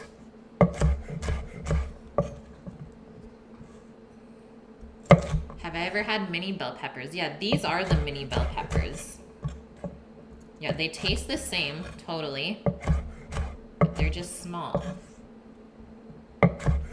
These ones are grown here in BC, so I like to always pick these up. Not a huge fan of the green pepper. Definitely more of a sweet or hot pepper person. The green is just meh to me. Like, if it's there, it's there. But if it's not there, I won't miss it.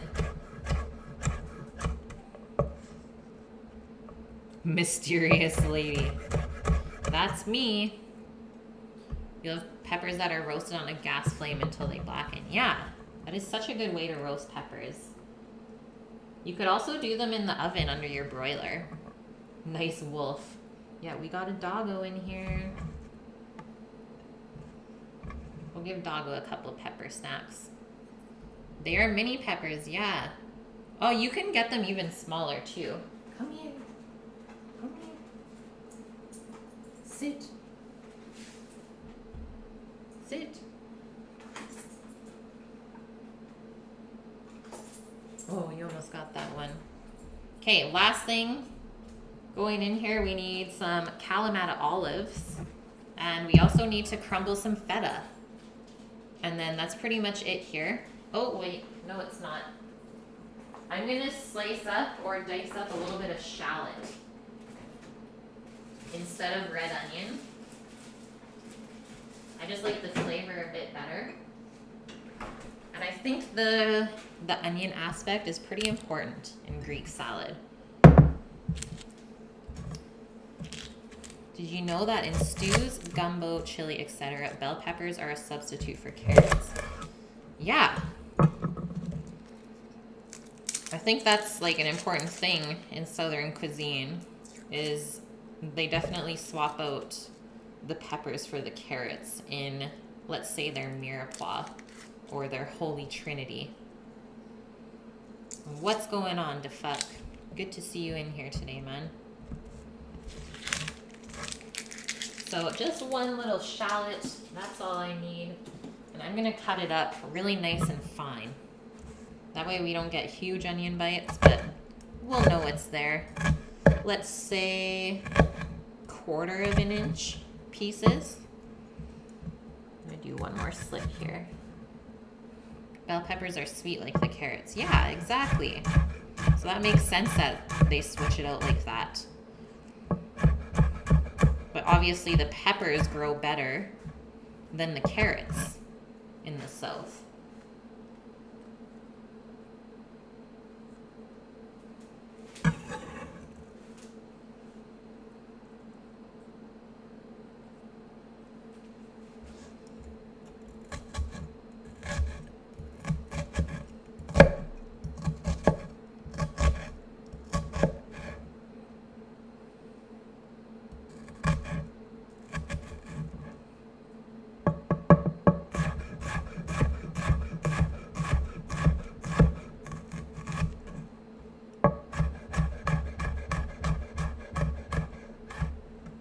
Free shavacadoo? What is that? What are you saying?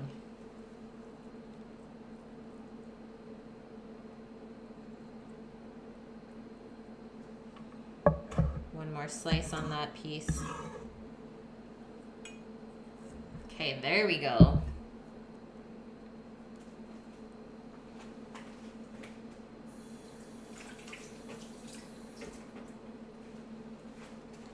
I'm gonna put these greens away, get out the feta and the olives. I don't get the meme, I don't. I'm sorry, Sean.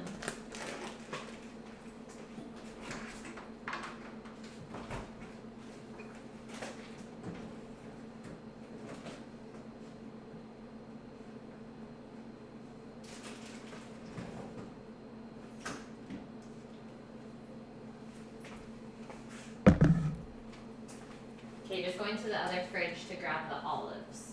It's a really big jar, so it doesn't fit here.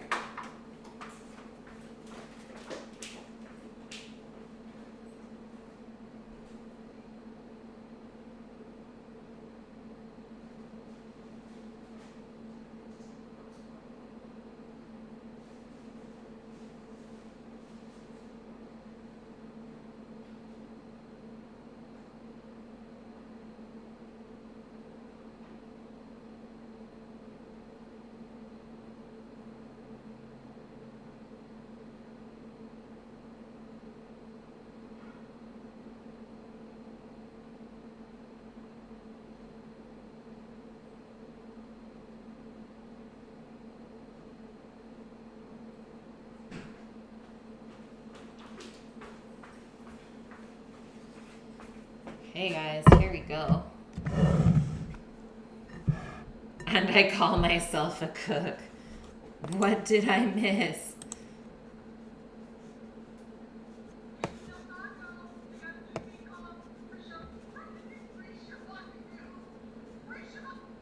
Free shavacadoo. Oh god. I get it now, guys. Free shavacadoo. Thanks, Rip. Okay, I'm just gonna go for my quick bathroom break, and then we'll finish off this salad. Doing good.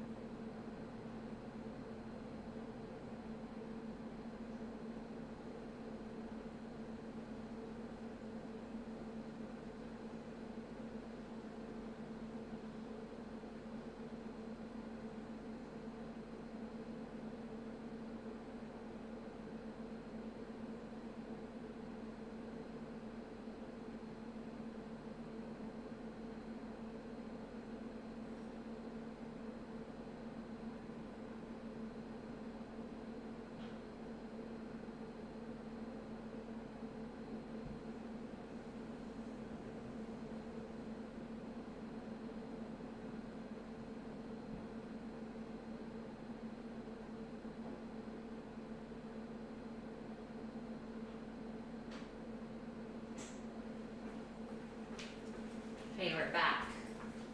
Let's do some crumbling of the cheese. Yeah, it's fresh avo, but the spacing was bad. Man, don't feel sad for explaining it. The meme is now ruined. Goodbye. Wow, why you gotta cut yourself down like that? Okay, pitted Kalamata olives. This is the typical Greek olive, guys.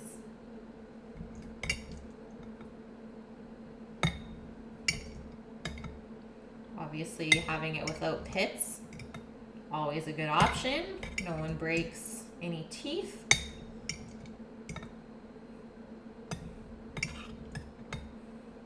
That's another thing I'm picky about. If I ever go out to a Greek spot and get a salad, what do they put? Maybe 2 or 3 olives on top for like this huge salad. It's like, why are you cheaping out on the olives like that?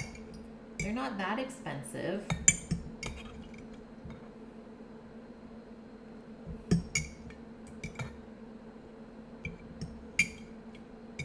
You like doing a shot of good vodka and chasing it with Kalamata olives? Are you serious, Optrix? I mean, I can see how it would be good. Okay, I think that's enough olives. I'm gonna eat this one. Yep, they're still good. That little bit of brininess, totally good. Kind of like a pickleback. Okay, so I do have some feta already crumbled that I thought I should use up first. So yay for that. I don't know if this is enough feta to put onto the salad. So I did bring out another container of the last of the sheep's feta that we can get into. And the sheep's feta is just a little bit more funky than regular feta. Yeah, Rook, you did it. Back to winning.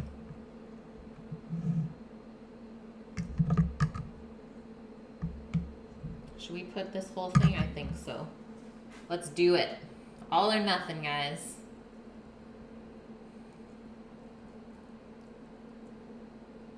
Mike Sai, thank you, man. Ah, how are you doing today? Yeah, Greek salad, one of my favorites. I love all the ingredients and the dressing.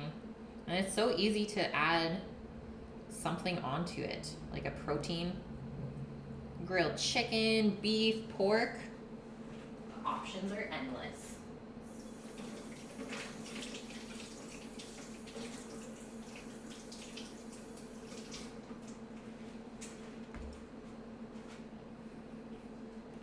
Rook, just winning.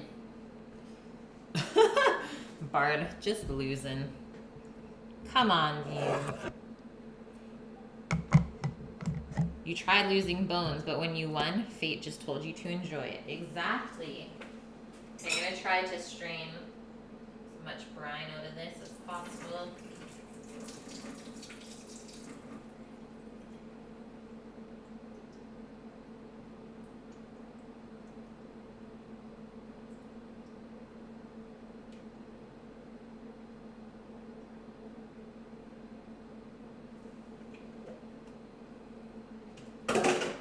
We're gonna reserve a tablespoon of this to put into our dressing. So something like that looks good.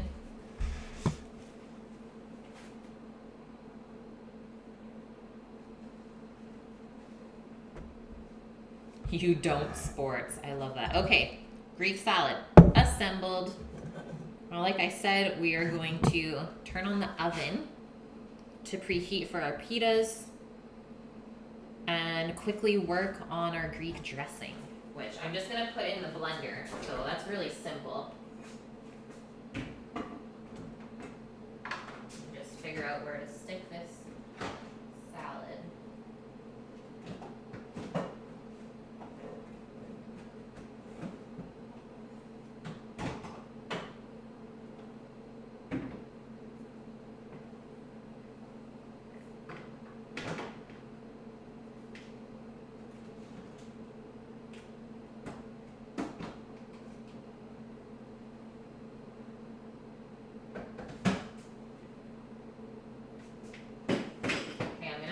Cover the salad with a little bit of plastic wrap, guys.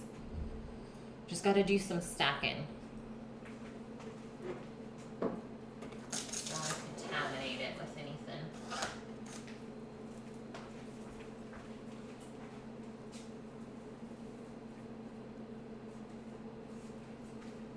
AKA, I don't want the feta cheese to stick to the bottom of something.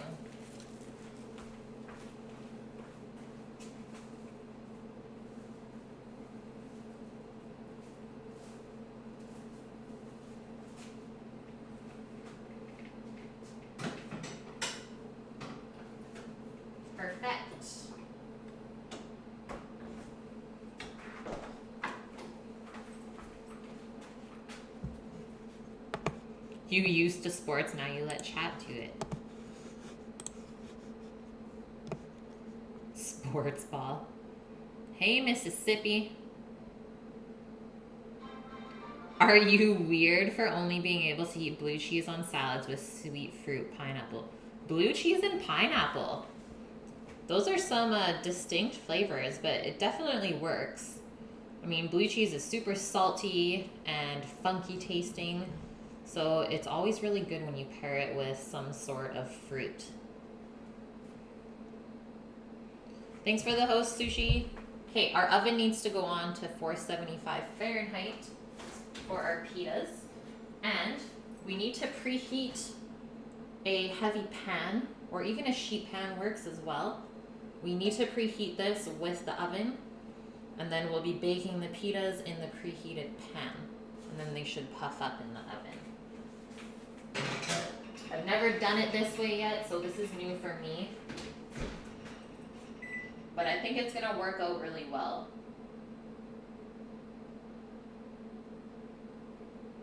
So 475 Fahrenheit, pretty hot temp. Now we got 14 minutes to quickly make our Greek dressing and roll out some pitas. Like a pizza stone, yes, pizza stone as well works. So heavy pan, sheet pan, or a pizza stone, whatever you have in the house. Have I ever curled before? I did do some curling when I was in either junior high or high school. We did a curling day in phys ed, and it was actually pretty fun.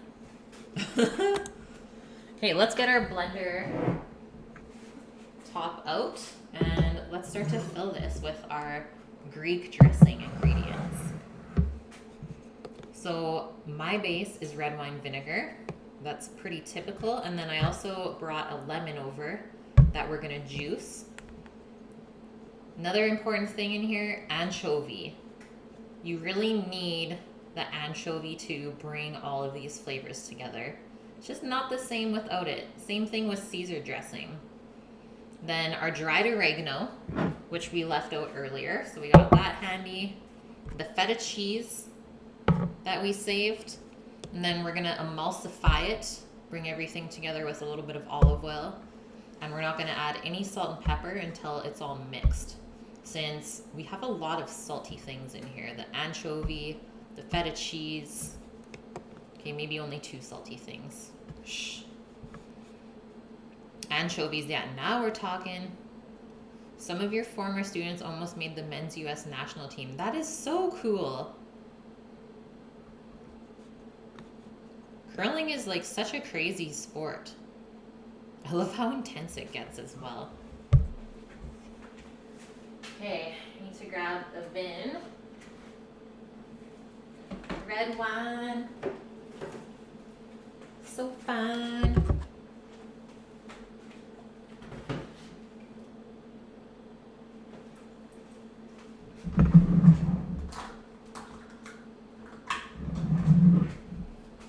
Curling is a must watch during the Olympics. Yeah, I watched some curling during the Olympics. I did. Not afraid to say it.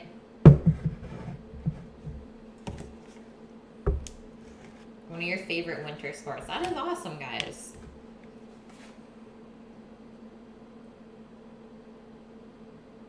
So half a cup red wine vinegar.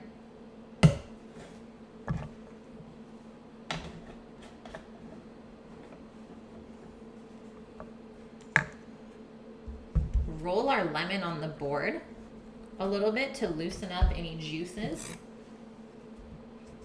And I'm going to use a juicer. Let it do all the work for me, and that way we won't get any seeds either.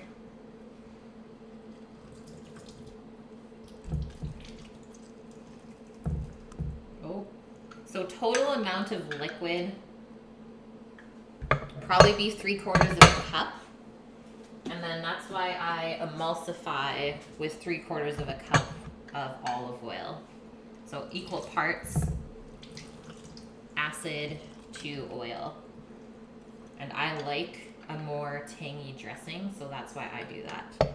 Some people even do like 3 parts oil to 1 part vinegar.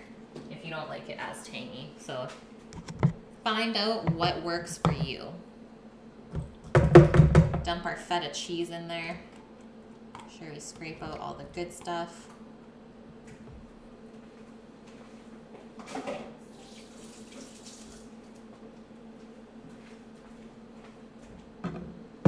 You'll have to go listen to something else to get it out of your head.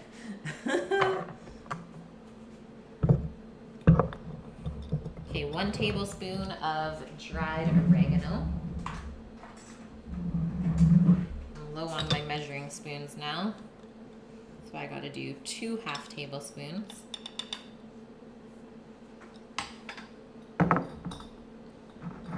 Couple cloves of garlic. Mine are pretty big, so I think I'm just gonna do 1 clove of garlic. Don't want to overpower it too much.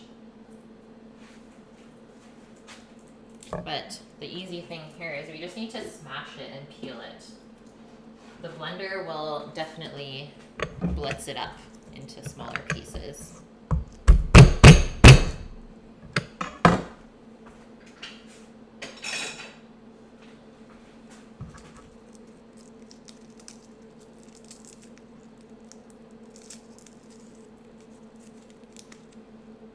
Yum.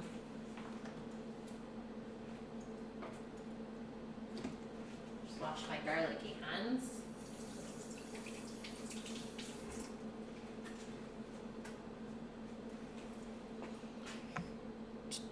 Oh, our anchovy, which I have the anchovy in a tube, the anchovy paste, but you can also get a tin as well. If you got the tin, I said 5 anchovy fillets. If you got the tube, maybe do like 2 tablespoons. I guess I haven't even opened this yet. Yay. 2 tablespoons worth, probably enough. Maybe not even that much, 2 teaspoons. Boop. I think that's good.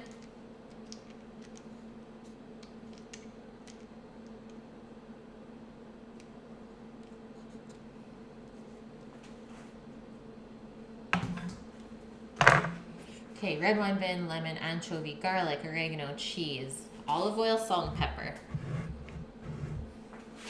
I don't think we have to measure our olive oil. Let's put the lid on this, go over to the blender, and start to blitz this up. I usually just drizzle in the olive oil as it mixes, and once it emulsifies, then that's it. Wonder if the anchovies somehow knew that they would end up as a paste in a tube.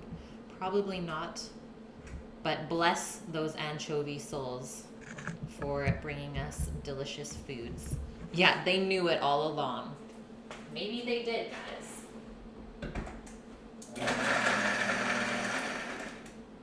Start on the lowest setting possible.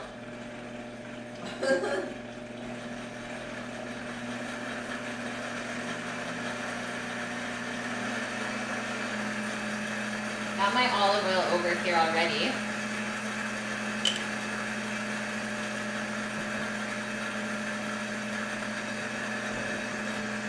Be careful because it can splash through the hole.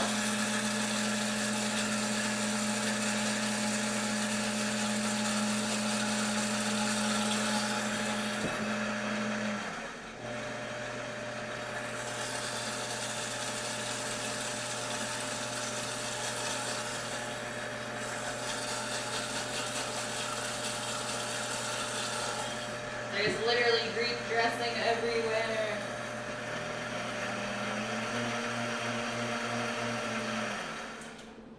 Oh my god. It's all over the glass cabinet. Hey Herbalizer, how are you? Yeah, sign up for the paste course. Okay, let's look at how we did here. This is not like a super thick emulsified dressing. I just find it tastes better when the oil and the acids have come together. So let's give this a taste, see what kind of seasonings we have to adjust with, and maybe give it one more blitz. So thin dressing, nice vinaigrette, but the oil is not split, which is perfect. Tastes pretty good. I actually think it needs a little bit more anchovy. Maybe we should have done the tablespoon after all. The oregano is good, it's there. The garlic is there, we got the little bit of spice. And the acid is there. Maybe a touch more olive oil, and then a pinch of salt.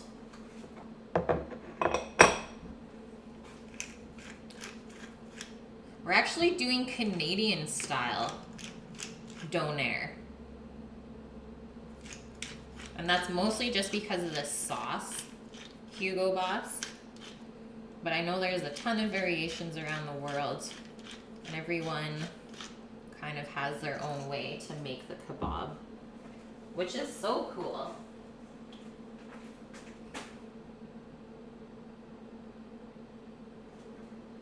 Boop. Should be good. You're from Balkan. That is so cool. Woohoo! Well, I will take any tips or advice if you have it. I like to learn as we go. Okay, one more blitzy blitz, and then everything for our salad's ready. Pretty much perfect timing, considering we have 3 minutes left until our oven is hot.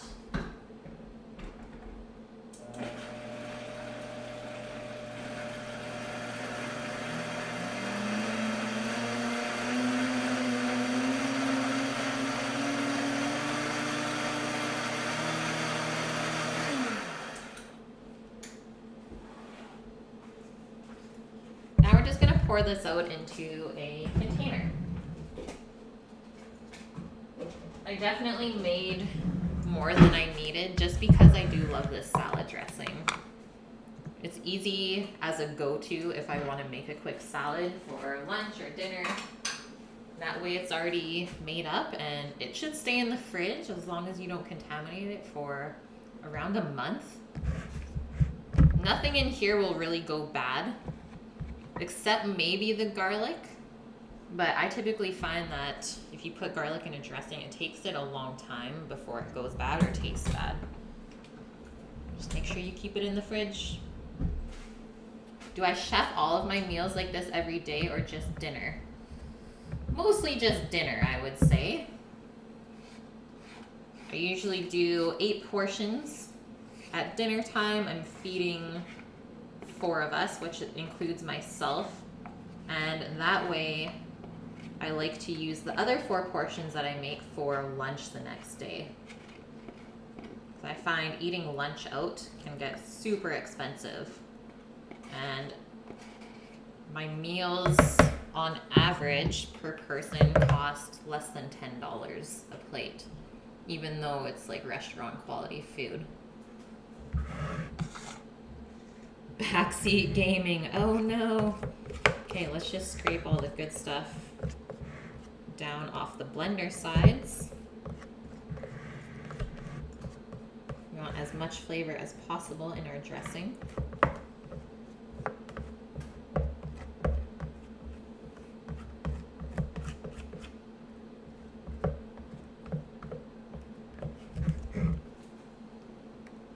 There we go, guys.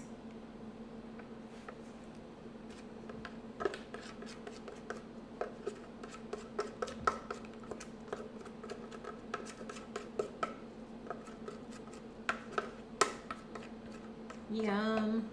So it looks like we got about 1.5 cups of dressing here, which is lots. Lots and lots. We have used so many different kitchen equipment things today. We used a mixer, we did a grinder, we did the food processor, now we did the blender. Craziness, I tell ya. Okay, we can actually get rid of the dressing, put it in the fridge, and we're getting rid of the board. Found a little bit of greenery there. We're gonna start to roll out our pitas. The oven's gonna go off in 20 seconds, saying that it's ready. Let's wipe this area up. Make sure it's nice and clean. You don't want to put anything weird into your pita. Let's go that way. There we go, guys. Just gonna put the anchovies and the olives away first, and then we'll get going.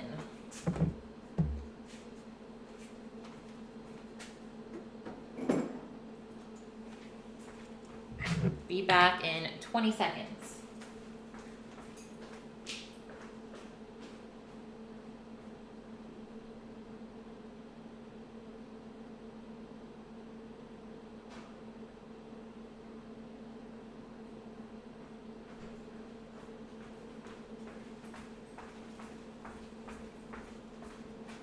Hey guys, look at our little pitas. Those look lovely.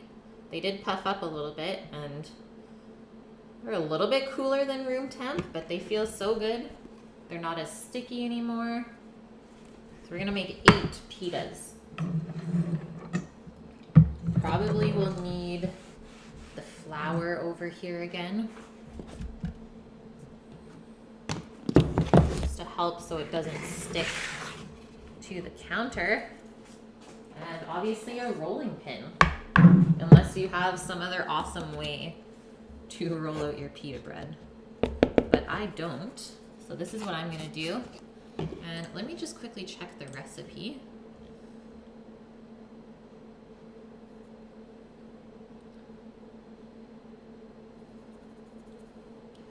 Roll it to a 6-inch circle, then to an 8-inch diameter, about 1/8 of an inch thick, so really thin, because the dough is going to shrink a bit while baking. Lift the dough, place it quickly on the hot baking sheet. After 2 minutes, the dough should be nicely puffed. Turn it over, bake 1 more minute. The pita should be pale with only a few brown speckles. Transfer it to a napkin-lined basket and cover so the bread stays soft. Okie dokes. Sounds easy enough, right? The rolling pin, yeah, it would destroy an intruder. It's definitely heavy. So let's get a nice flour base down. Definitely don't want anything sticking.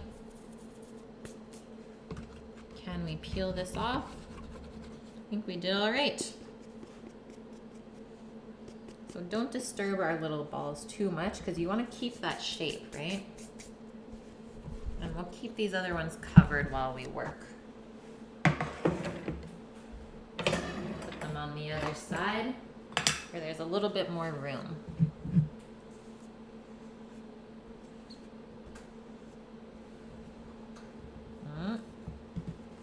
It already wants to stick to the rolling pin. So I'll just flip it over and put it into the flour. And try and keep it circular. I like to go back and forth both ways a couple of times. If you need to, you can turn it as well.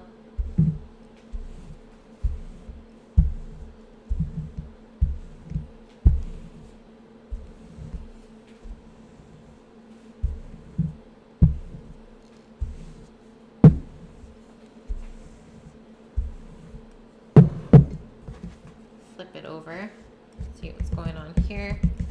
Make sure there's no sticking.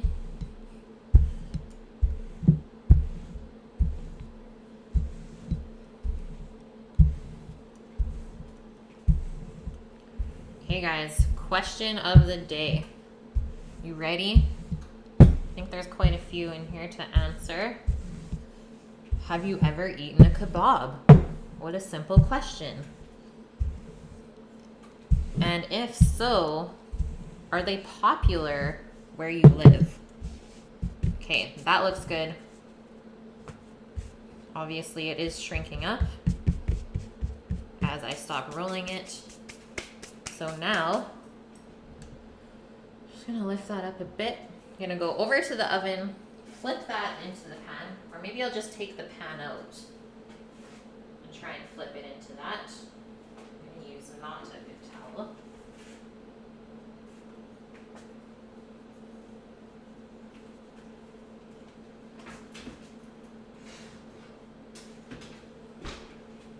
should be a little bit of a sizzle. So you want to do this pretty quick, right? This pan looks perfect. Boop.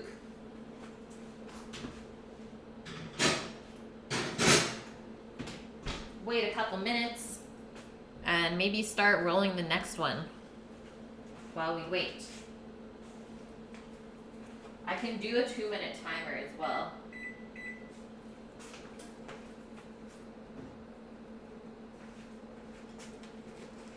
And I'm just gonna line this dish with a towel, like it said, and then that way it will keep it from drying out.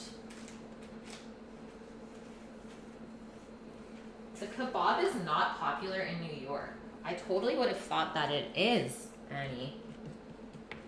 I mean, in such a big city like that, I thought there would be kebab shops like everywhere. Hey, Jalal.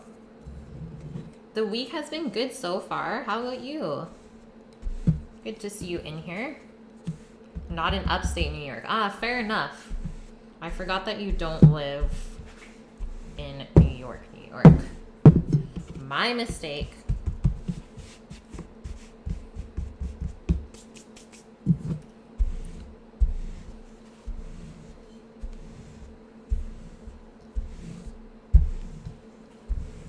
This dough is quite nice to work with once it's been proofed and balled. Not that sticky. Thought it would be worse. Just got home from physics 2 class. And oh boy, difficult as heck. Tonight, a bunch of electric field type situation questions to deal with. Well, I think I know someone that could help you. Considering Optrix is a physics and math teacher. It's quite brilliant. It's funny how things work out sometimes. For real, Jalal. For real. Okay, there's our timer for our pita. Did it puff up? Oh my god, it puffed up. I'm so excited right now. You guys, look at it. It's so thin too. Maybe we did it too thin. So 1 flip, 1 minute.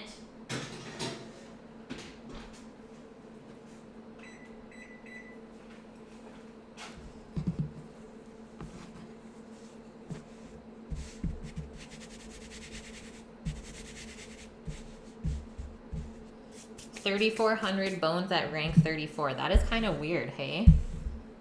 Daily?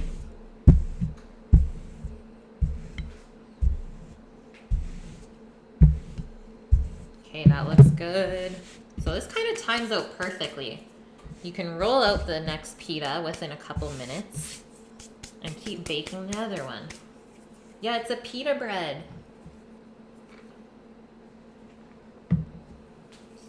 Maxwell's equations. Guys, I am not a physics person. I am more of a biology and science person. Math, not my strong suit. Shadow, how are you? Yeah, start reading into quantum theory. Screw that.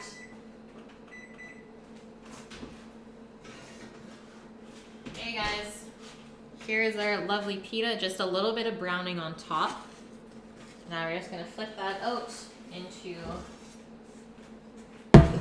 our lined dish. Try to not burn our countertop if possible. Put our next piece of bread in and then set our 2-minute timer again. It is so puffy. I'm just worried that it's maybe a little bit too thin.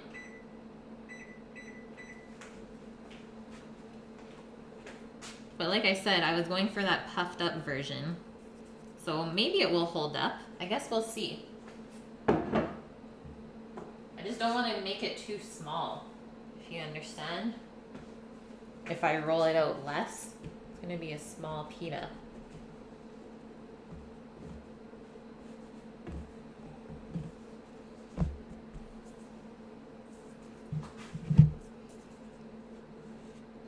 You're taking organic chemistry as well? I wasn't that good at chem either.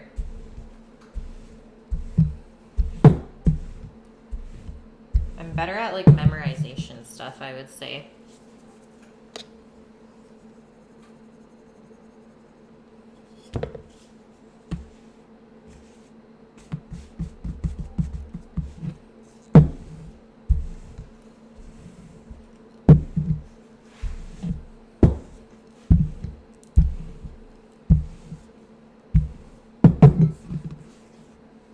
You should be graduated this semester. That's awesome. So you're trying to work on your last semester. That's always a good feeling.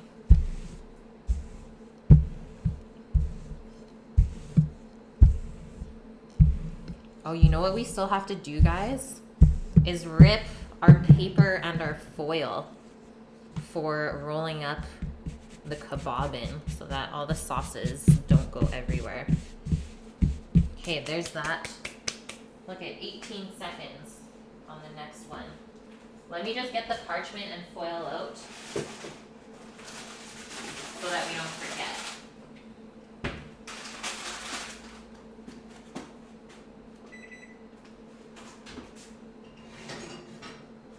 Another one. Done. Flip it. Back in 1 minute.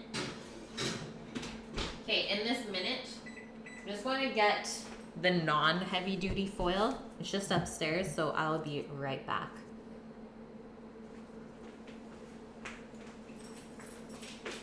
Use resin.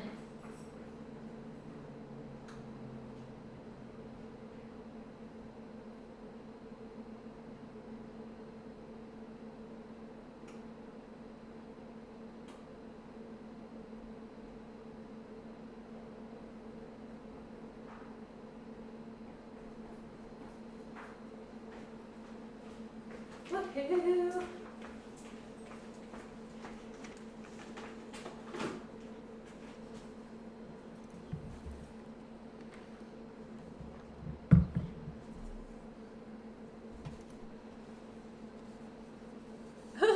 Ryan sending Optrix a secret equation on Discord.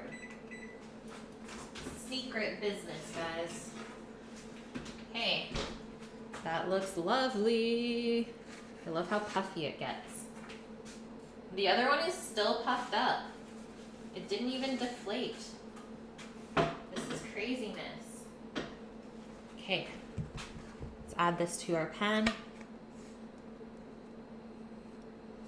2 minutes. This is a good system, guys. I think it's worth it. Next, pita dough.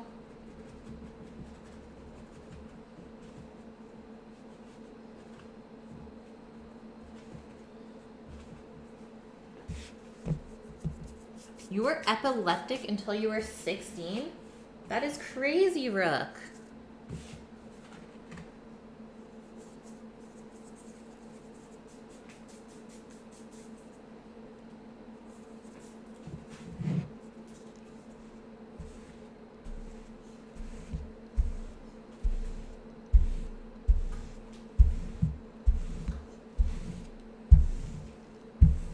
We're taking the Donair meat out in 5-ish minutes. Then it will rest for a bit and then we get to slice it and fry it up. So good. Hey Rush, how are you? Maybe I'll put the camera a little bit more up.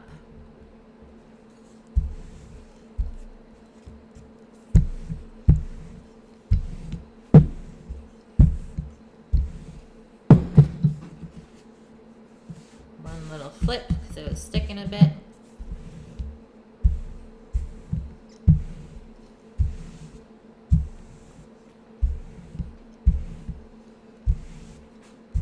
That looks good. Vegan gelato, you little sneaker. I didn't know you were in here. I think we got a bunch of lurkers today. People must be busy. And that is okay. Okay, there's our next pita bread. We are halfway there. That is good to hear, Rush. Anything new going on? Okay, we gotta flip this pita. Nice and puffy.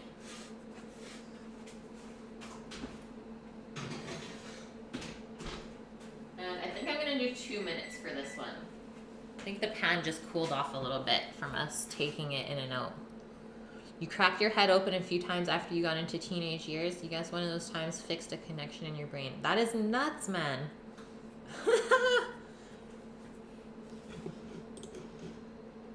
In dog. What's up?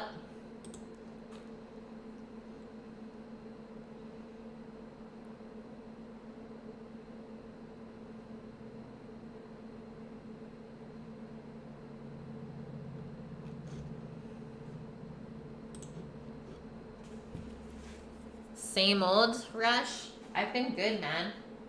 Really good. Just working away on things. Okay, let's tear our foil and our parchment while we wait. We just need enough to be able to wrap the Donair. I think it's best if we do little squares. And you do the paper on the inside, the foil on the outside. And then that's like one of the best parts is tearing it off as you eat it in those layers. At least that's one of my favorite parts. So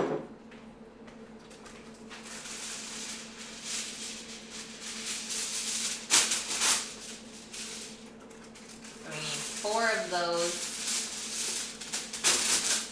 I'm just going to leave the timer down for this. We're still focusing on the pita action.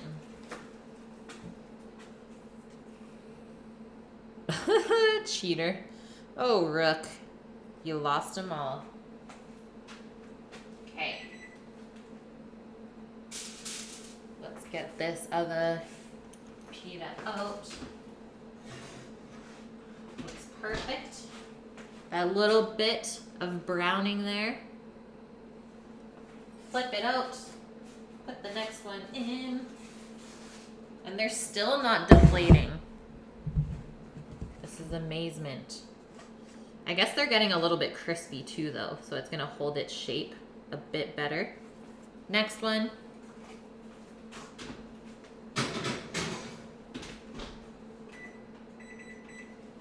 Two minutes. And I think, while we wait, actually let's roll out our pita first, so we're good to go, and then we'll take the meat out of the water. Rook, I'm doing the Donair meat in the ANOVA, in case you didn't notice yet. So this is something that you can make.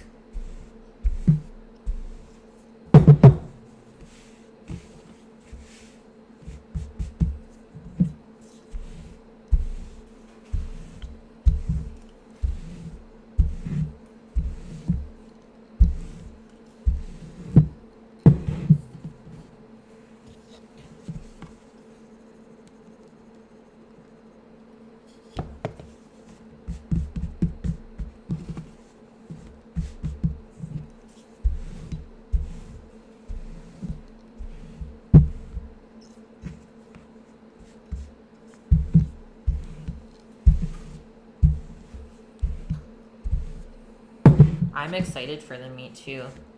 Do you guys usually choose beef if you're gonna eat a kebab? Or do you choose like chicken or lamb instead? There's always so many options.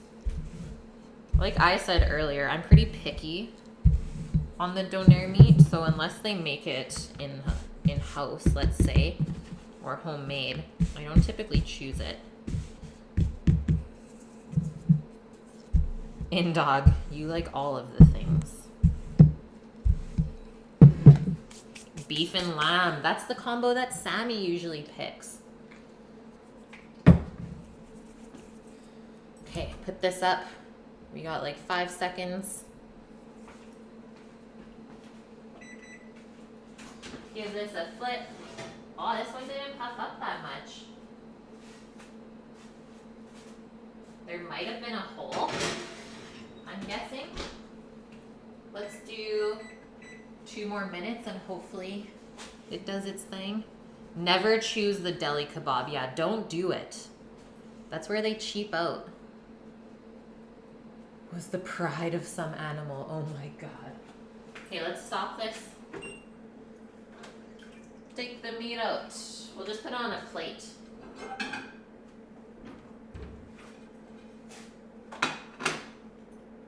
Oh, it smells garlicky. There's definitely some meat juices in there. But it's really nice and firm.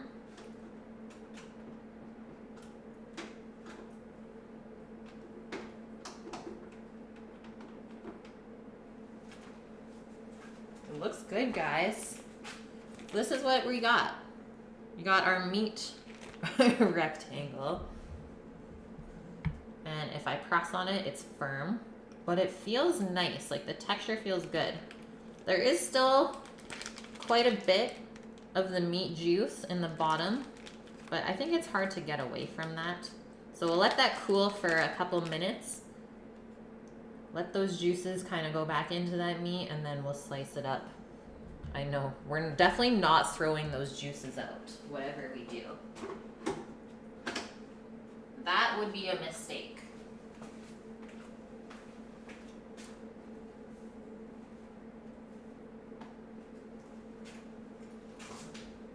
Yeah, that pita didn't puff up.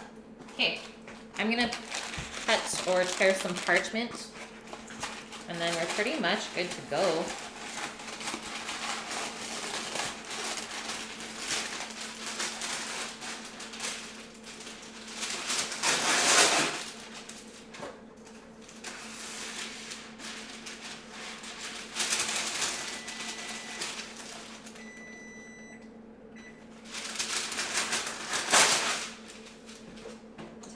Take the pita out.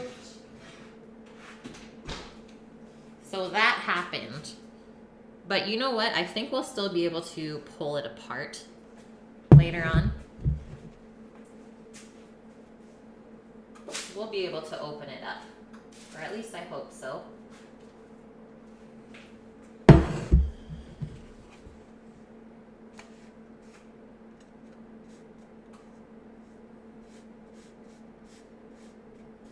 There we go.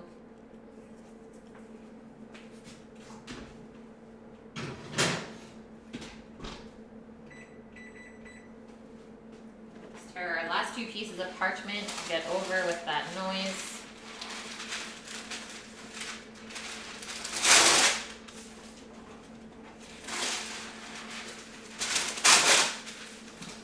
And now roll out some more pita. Go, guys, go.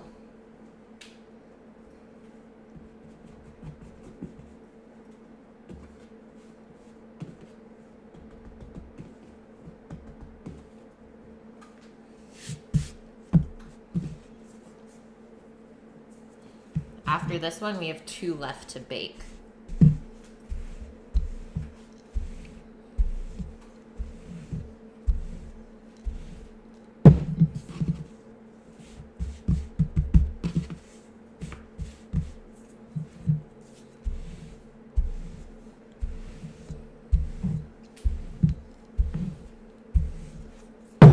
I really like that there's whole wheat flour in this recipe too.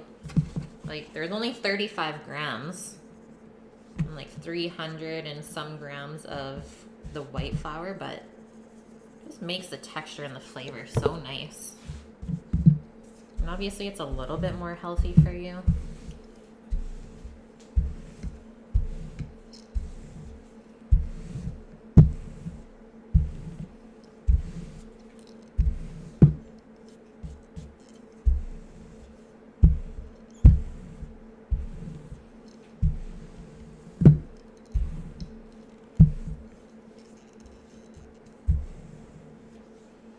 Looks pretty perfect. Keep the dough in a circle, the most challenging part. Hey. Flip it. This one worked. Happiness. Oh, I did tear it open though when I went to flip it. We should be okay. They are pretty delicate.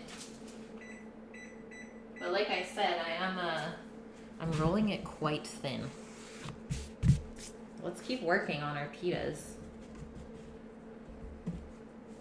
Get her done.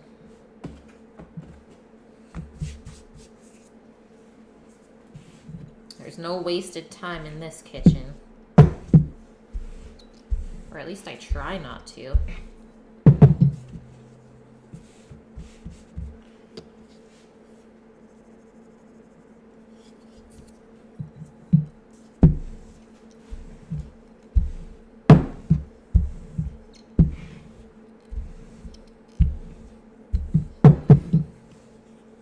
I mean, other than the pita and the meat, there's not too much cooking involved in making a kebab. Like, it's really quite easy to prepare.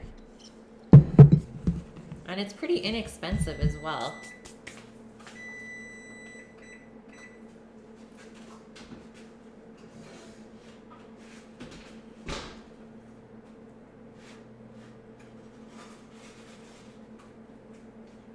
Okay, let's get this other one that's ready into our pan.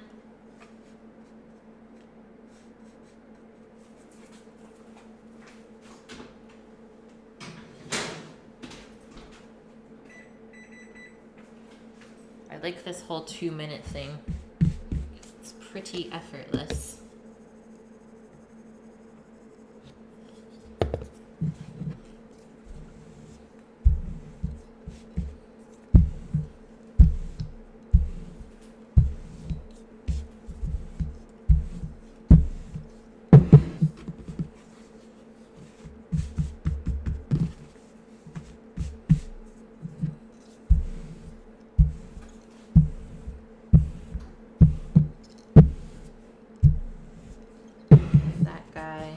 Done.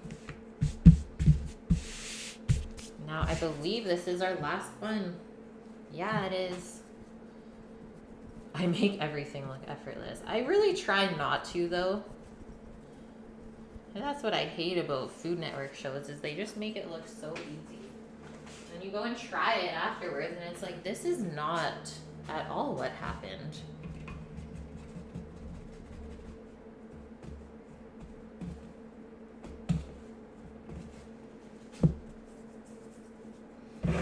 Dump the extra flour off this pan back into our bucket. It's definitely a good idea because they totally would have stuck as they rested if we didn't put that flour.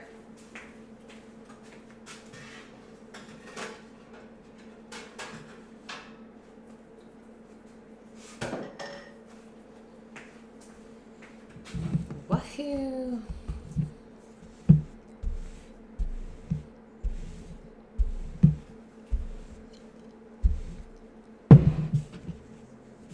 Is sumac the stuff in the shakers? They can use sumac, or it's called za'atar spice.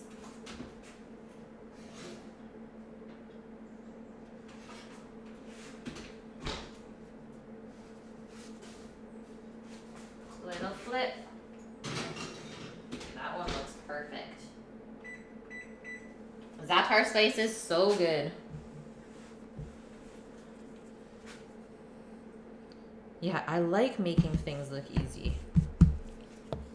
Everything that a Food Network star says.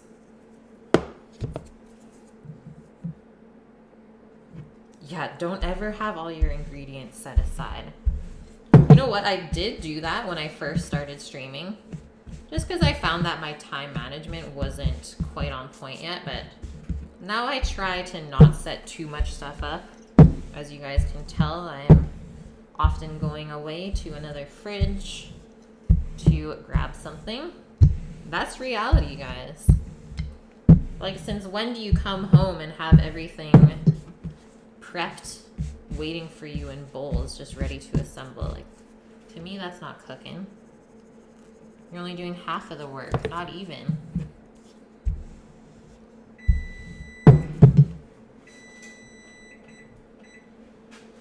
Okay, last two pitas. This one is like perfection.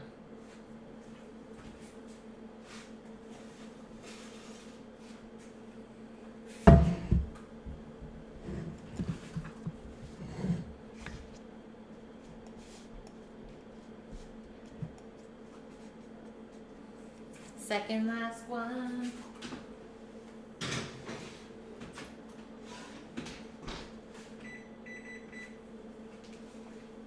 A little bit more rolling to do on this guy. And then I'm gonna clean the flour up and we can slice the meat. Ryan, your nut cookies were amazing. Very high energy and low sugar for a cookie. Yeah, what were they bound together with? Like honey or something? Or maybe agave is my other guess. They did look yummy though.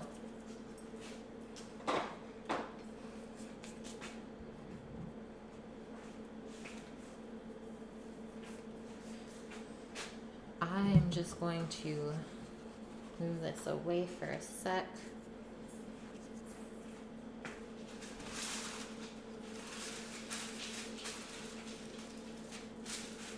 Do a little cleanup.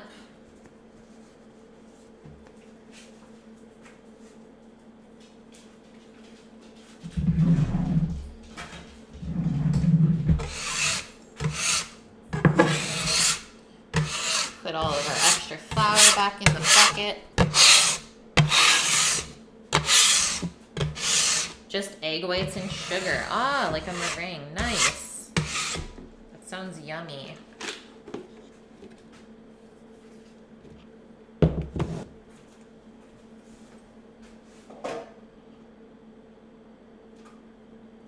Let's get a little wipey wipe of our station so that our board does not slip around from all the flour.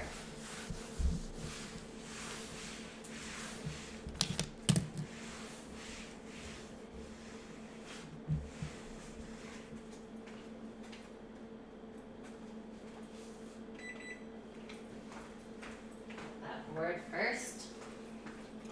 And then the meats. Hell yeah.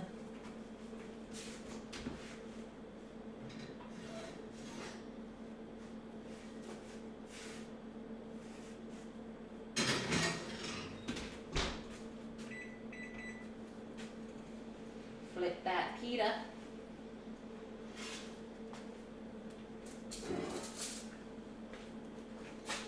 Now we got one left.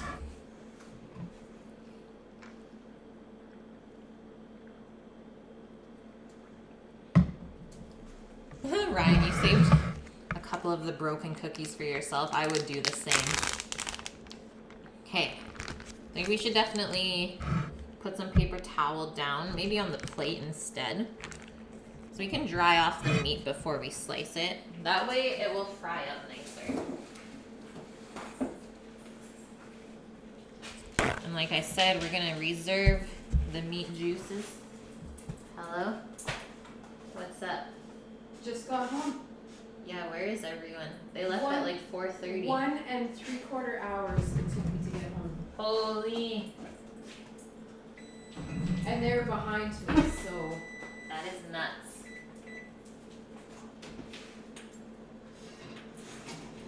Guys, traffic is bad on the island today.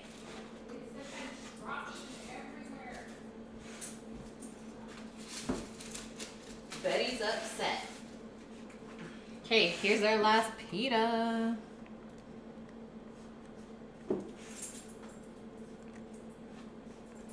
Spread that out.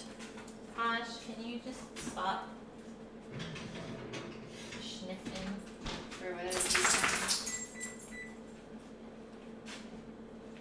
Can you just stop?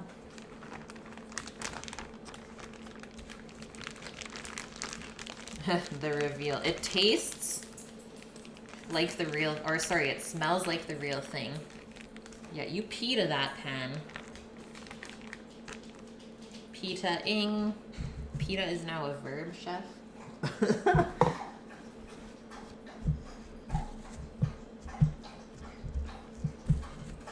at that meat juice. If you guys don't save this, you're crazy.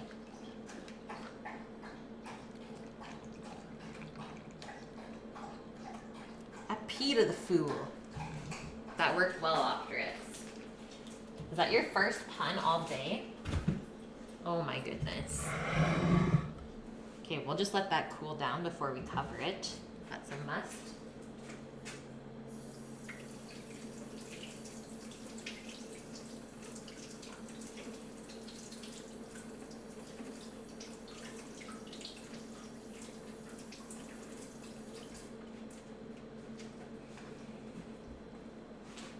You are out of practice. Well, your brain is probably thinking about more important things. It's okay. We'll allow this.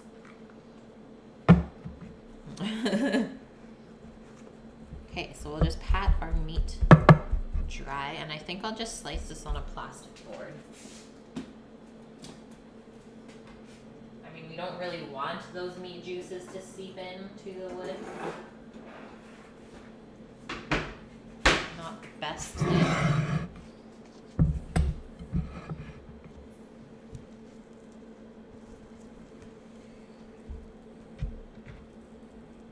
Does this piece of meat look hilarious or what?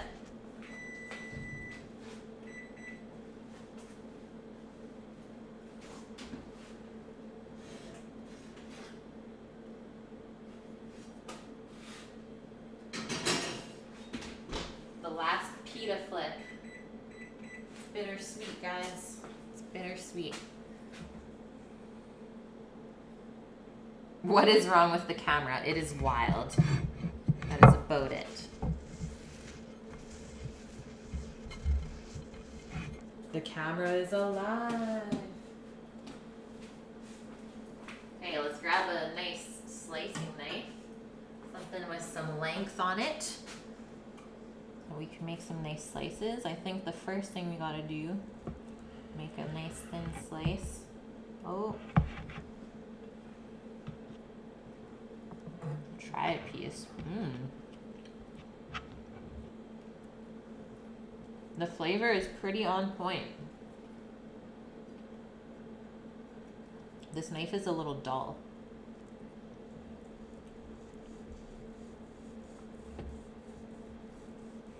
But we should be able to slice some nice thin slices that hopefully stay together. Okay, oven off. Done with that timer noise. Done, guys.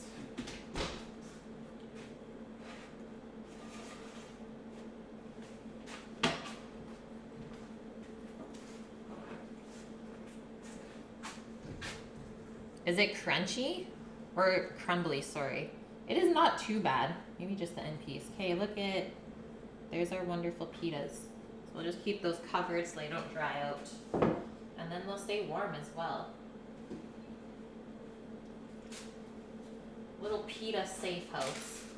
That's what we're going for.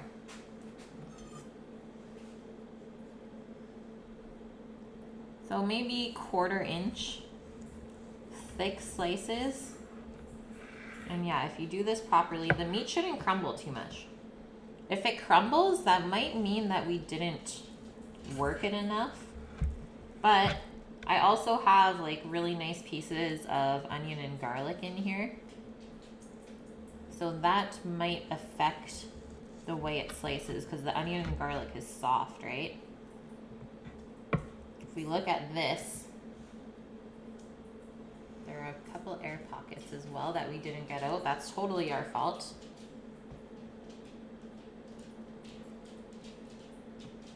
The Jabberwocky.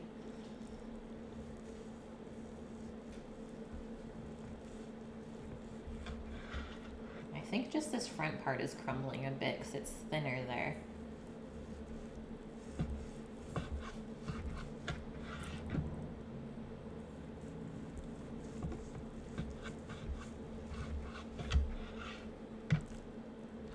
This piece looks unreal though. Proper. Delicious. It's not that dry either. I'm pretty happy with this one. Once we fry it up too, hopefully it stands up, gets a little bit crispy. It's gonna be perfect. Probably once it cools as well, it would stay together better. Yeah, I don't think he did the brisket right. Something went wrong, Rook.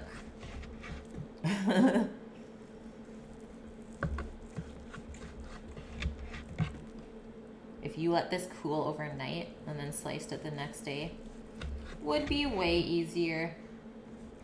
But we ain't got no time to wait.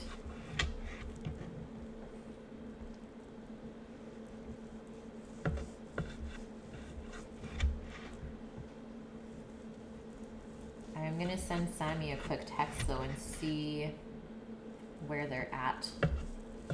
Just so I can kind of time things out.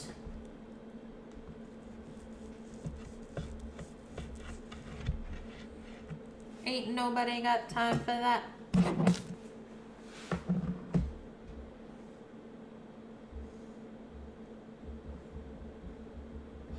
This is my text. It says, how doing? You wonder how tongue would be. That would probably be really good. Once again, fry it up, make it nice and crispy. The beef tongue you could definitely do in the sous vide as well.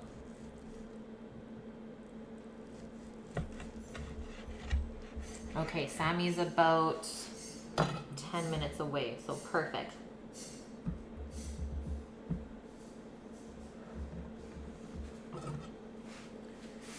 Appendix, you had only one tuna sandwich today. You do not even know why you're watching this. Probably because you like to torture yourself. Yeah, a lot of people come in and say that. Bringing snacks, always a good idea. You want to be invited for dinner at my house one day. That is so nice, Jalal. Guys, I always say this in like the most non-creepy way. If you can find me, then of course you can have dinner.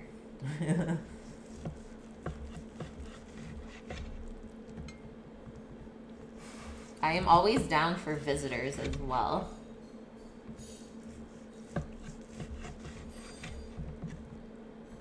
We got space. I like to cook for people. It's a good thing. Okay, I thought this would be way more crumbly, so I think I'm happy with this. Especially since it's still warm.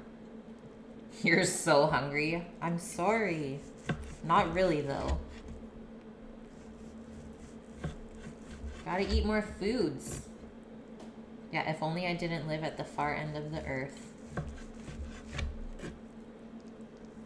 I mean, it's almost the farthest west in Canada. Almost. Ooh, be careful at the end. I think the end is more crumbly, for sure. And maybe I would cook it a little bit lower temp. This was 145. It's like a nice medium. Maybe I'd do like 135. Have it a little bit more rare. But then it could also fall apart easier because you're not cooking the proteins as much. It comes off creepy, Jalal. Oh well, what can you do?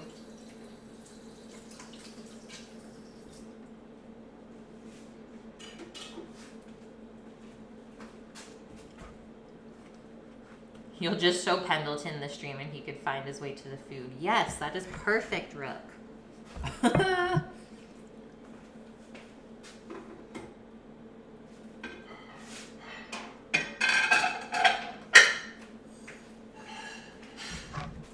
Need a sliced meat close up. Yum. All right, appendix. You really gotta go eat something. We understand. Thanks for being here, and maybe I'll see you tomorrow. Same place, same time.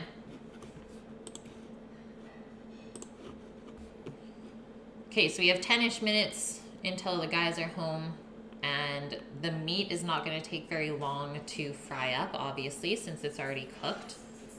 The only thing we need to make sure is that we get our pan really nice and hot, and I'm going to put some oil in the bottom of the pan just because this is a little bit lean and I don't want it to stick at all. That would be a sad day. All of that work for it to be torn apart? No way. So let's turn this on and do just over medium heat. Because we want the pan really hot, I'm gonna use grapeseed oil or a nice vegetable oil that has a higher smoke point. Your headphones keep getting tangled up like a dang wasp nest. Tougher than a Rubik's Cube. Don't strangle yourself, man.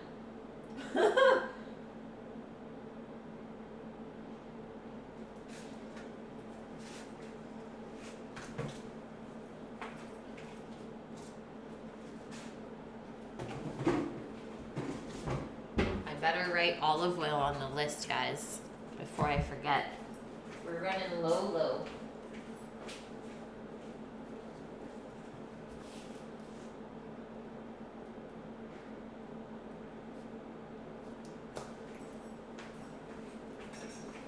So tomorrow, we're cooking up some really nice chili garlic shrimp.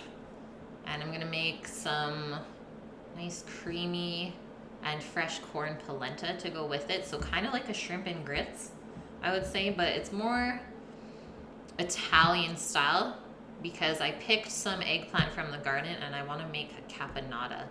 And polenta is actually Italian in origin, which is cool. So Italian version of a shrimp and grits, which is going to be delicious. And the first part of the stream tomorrow, really fun, we're going to make blackberry liqueur, plum liqueur, and an apple liqueur. And we're going to age those for, I would say, a couple months. So if you've ever wanted to make your own fruit liqueurs, super simple. I'm going to show you how to do that tomorrow. Oh, thanks, Jalal. When did I get that on the back of my neck? That was my first tattoo. I would say maybe 6 years ago I got it. Need some spinach to go along with the olive oil. No, we got enough spinach, man. We're good.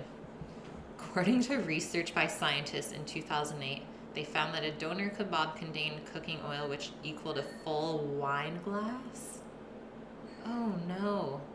I don't think ours is going to contain that much oil in it. There's not even any real fat in the sauce. We even use the low-fat buttermilk. That's terrifying. Like, no wonder it tastes so good, though. Like, fat makes your palate go nuts. Fat and sugar, dangerous when put together. That's why caramel is so delicious. I'm gonna grab our Donair topping pan. And that way we're pretty much ready to go here. Oh, and also the Greek salad. How could we forget?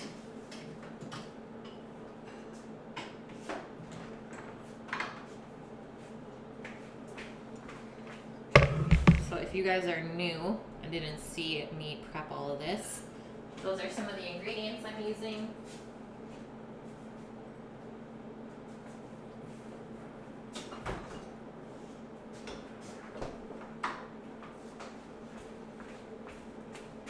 So, nice sliced cucumber, some shredded jack cheese, diced tomato, shredded lettuce, a mix of different pickles that are homemade. I got pickled watermelon rind, I know, weird. The radish is pink. We got some cucumber there, or just basic dill pickles, and then a little bit of pickled garlic scape. I know all those things sound kind of fancy. And then here's our sweet and I guess sour garlic sauce. So good.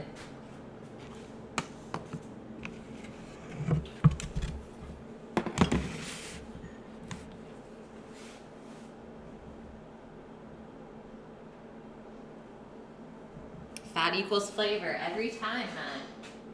Every time. Okay, our pan pretty much there. I'm gonna wait till Sammy walks down the stairs until I put it in. I don't want it to dry out at all. But why don't we quickly plate up the Greek salad? That way we are ready to rumble. All the studies say the reason people like round table pizza the best is because it has the most fat. Oh, pan pizza, all of the fat, but it does taste the best when that crust gets fried up. So good.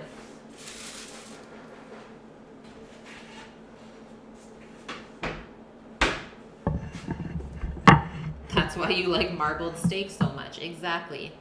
Chicago style deep dish. Seriously the best. So good. Like 2 slices of that and I'm done.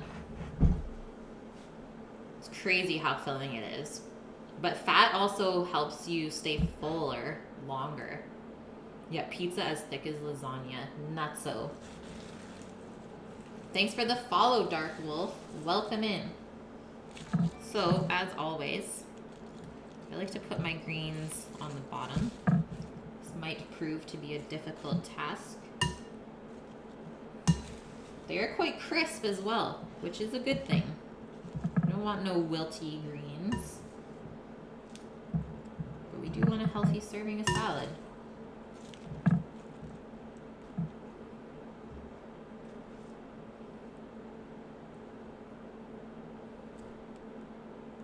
Keep our olives and our feta on there. I think that looks great. Maybe we'll leave that there.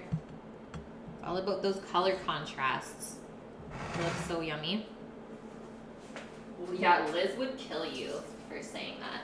Guys, I've never had a New York slice of pizza. This is still something I need to enjoy. Here's our wonderful homemade Greek dressing. Look at that sheen, that emulsification. I think that's the one type of pizza I haven't tried. I've had everything else, though, in its legit form.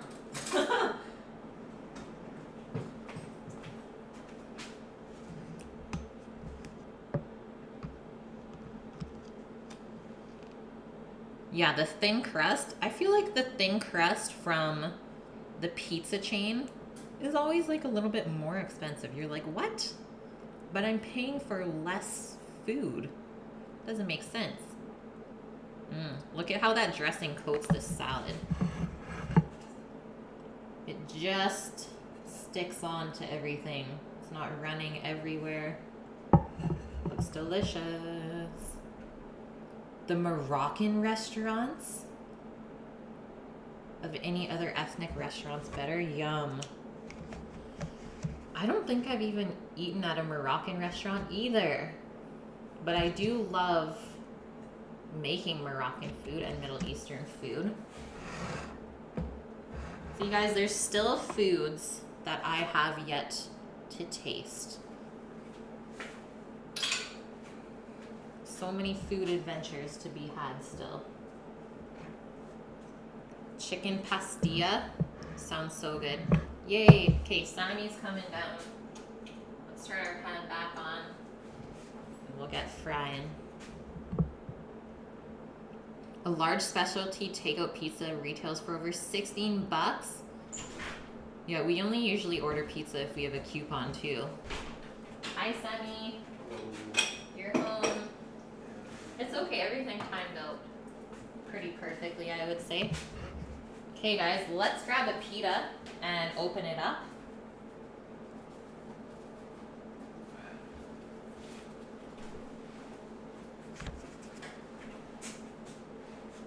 I smell So yummy. Can't go wrong with that fresh bread smell. Ohio Valley Pizza. What is the style of the pizza, Dark Wolf?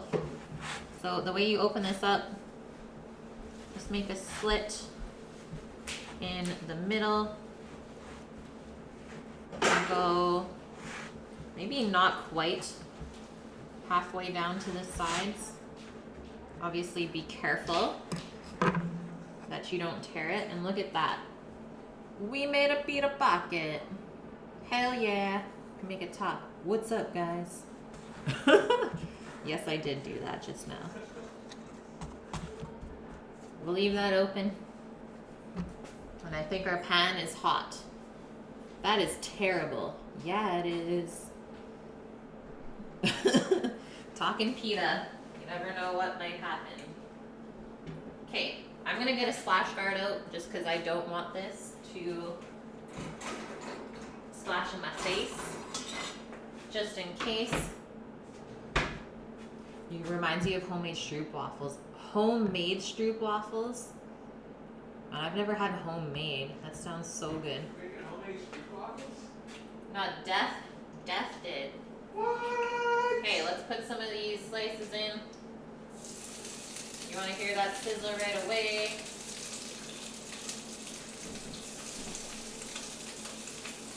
We don't want to touch them right away.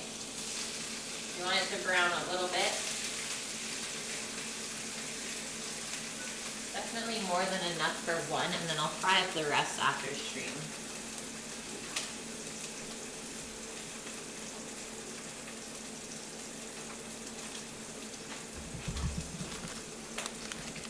Fond memories of getting them on the streets of Amsterdam. Me too, man. They honestly saved my life one day.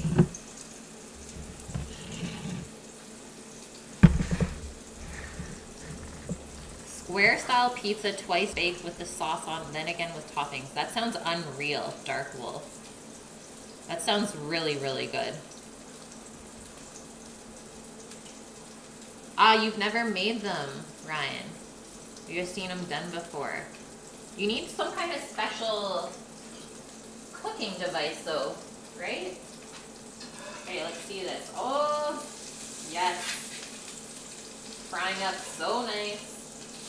Not sticking at all.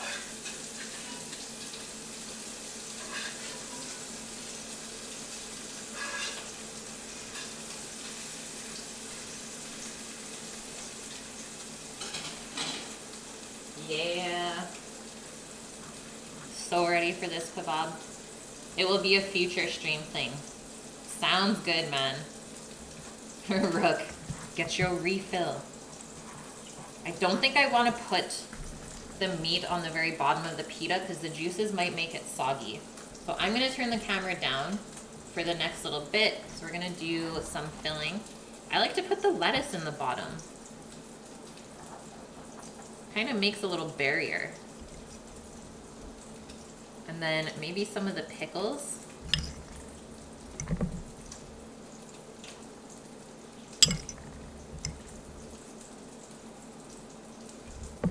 And then I'll do some cheese. And then we'll put the meat on top of the cheese so it melts it.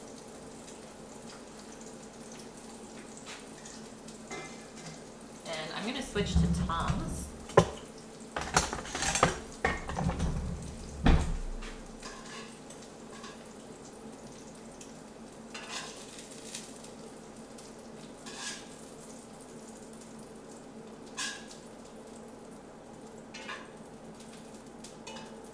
Pita just got heavy. Sizzling meat, my friends. Still sizzling. So there's that. Now I'm gonna put the tomatoes on. Smells delicious. I wish you could smell it, Herbalizer. Our cucumbers.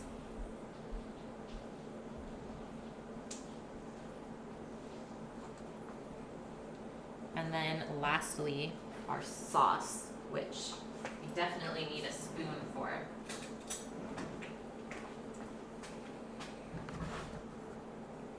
sauce obviously is what makes it soggy, so you gotta work pretty fast. Looks like the most amazing kebab you've ever seen. Aw. Thanks, Annie. I like to put the sauce on the meat. That way it'll kind of get soaked in there. I think I gotta take a photo like this. Just with all the stuff in the background. It does look pretty lovely. Pendleton, he just ran out the door. He's halfway across America already. Reminds me of Baxter from Anchorman. So cute. Okay, so now the tricky part. I like to fold the top part in. You gotta create those layers to hold everything together. And then we'll go like that.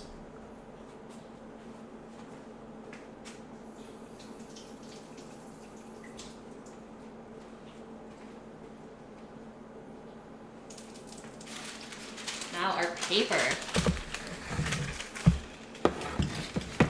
Yeah, you ate the whole wheel of cheese? I'm not even mad. I'm impressed. So we need a little bit sticking out of the top. Fold this over. And I'll go this way.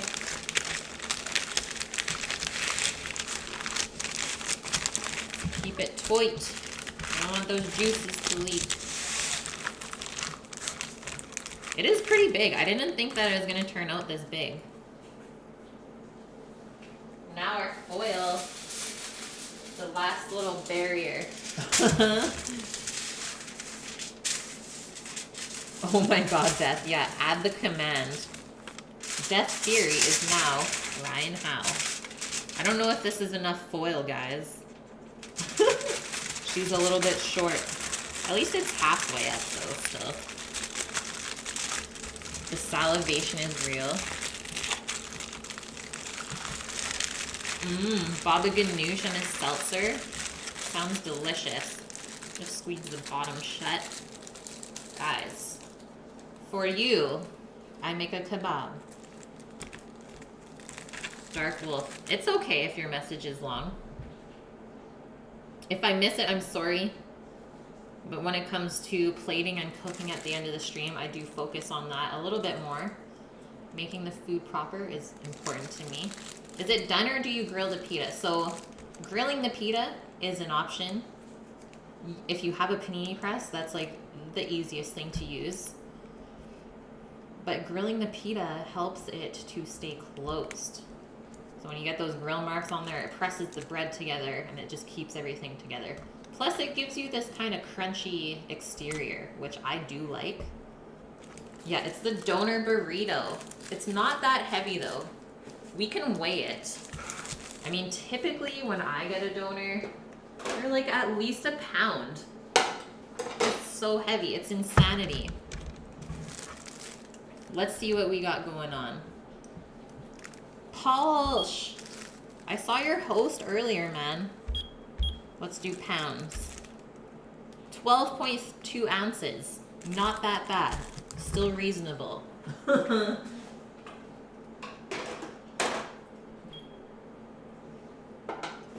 Paul Javoon was saying how much he enjoys being your friend now. Okay, I am going to, maybe I'll take a quick picture like this before we dig into everything. We got our Greek salad, we got our Donair.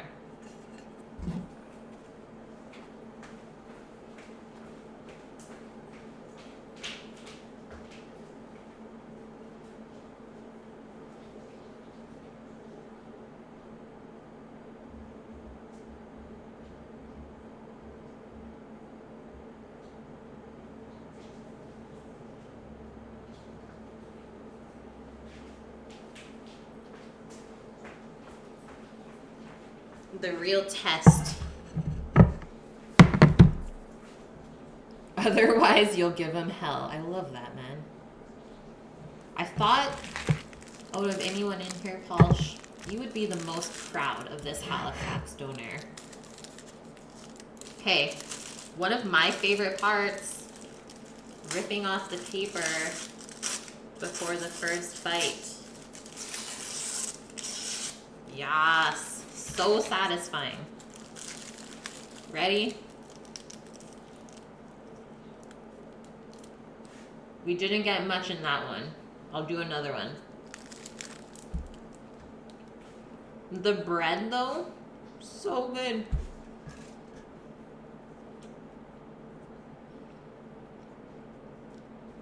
Optrix, you have a kebab restaurant a mile from your house. Now you have to go check it out. Put the salad in a pita. Yes, I love that in dog. Optical push-ups. It's just the heartbeat, guys. We're still alive. We are here. More bread than meat. Always on the first bite. Way more bread than meat. But look at my next bite, though. Heaven. Yeah, there's always so much meat in the kebabs. It's insane.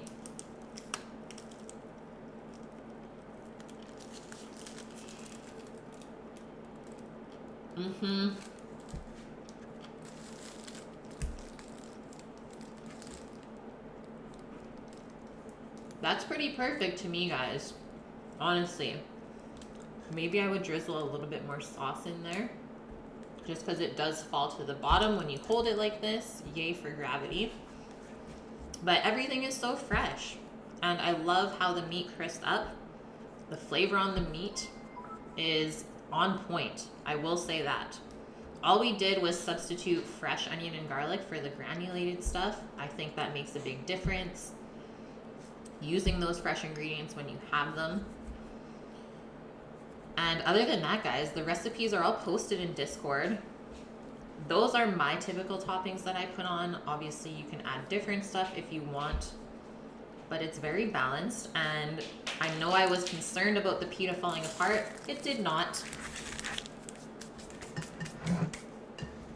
Rook, thank you for the 1,000 biddies, man. What's up, everyone?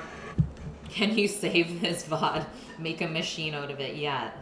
Personal Donair maker. Biddy hype. Rook, seriously, 1,000 bits just for that? Love you, man. Thank you, thank you. I'm so excited to eat this. I'm not going to try the Greek salad because I have eaten it so many times. But just so you guys know, this is my favorite version of it. And the dressing is perfect. So please do try it if you are a big Greek salad fan like I am. Okay, I'm going to turn this pan back on. Quickly fry up the meat for the fam. And we're gonna call it a day. Thanks for the awesome stream, guys. That was really fun. I think we improved from last time.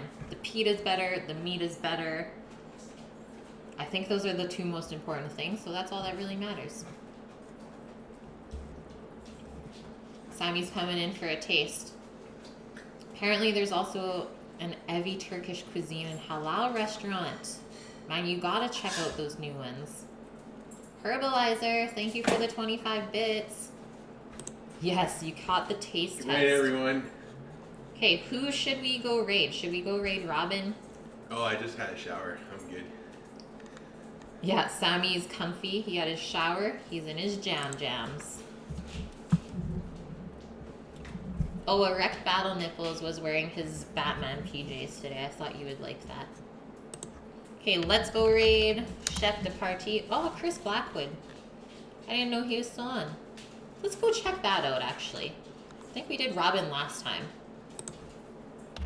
I like going back and forth with Chris as well. He does good shit. Hey guys, thank you for the subs today. Got a couple new ones. A lot of hosts today, so I really appreciate that as well. For the last little biddies that you guys got in there, thank you, Rook and Herbalizer. That means a lot. And what are we at? 1,029 followers, guys. See you tomorrow. It's going to be a fun one. Have a wonderful night.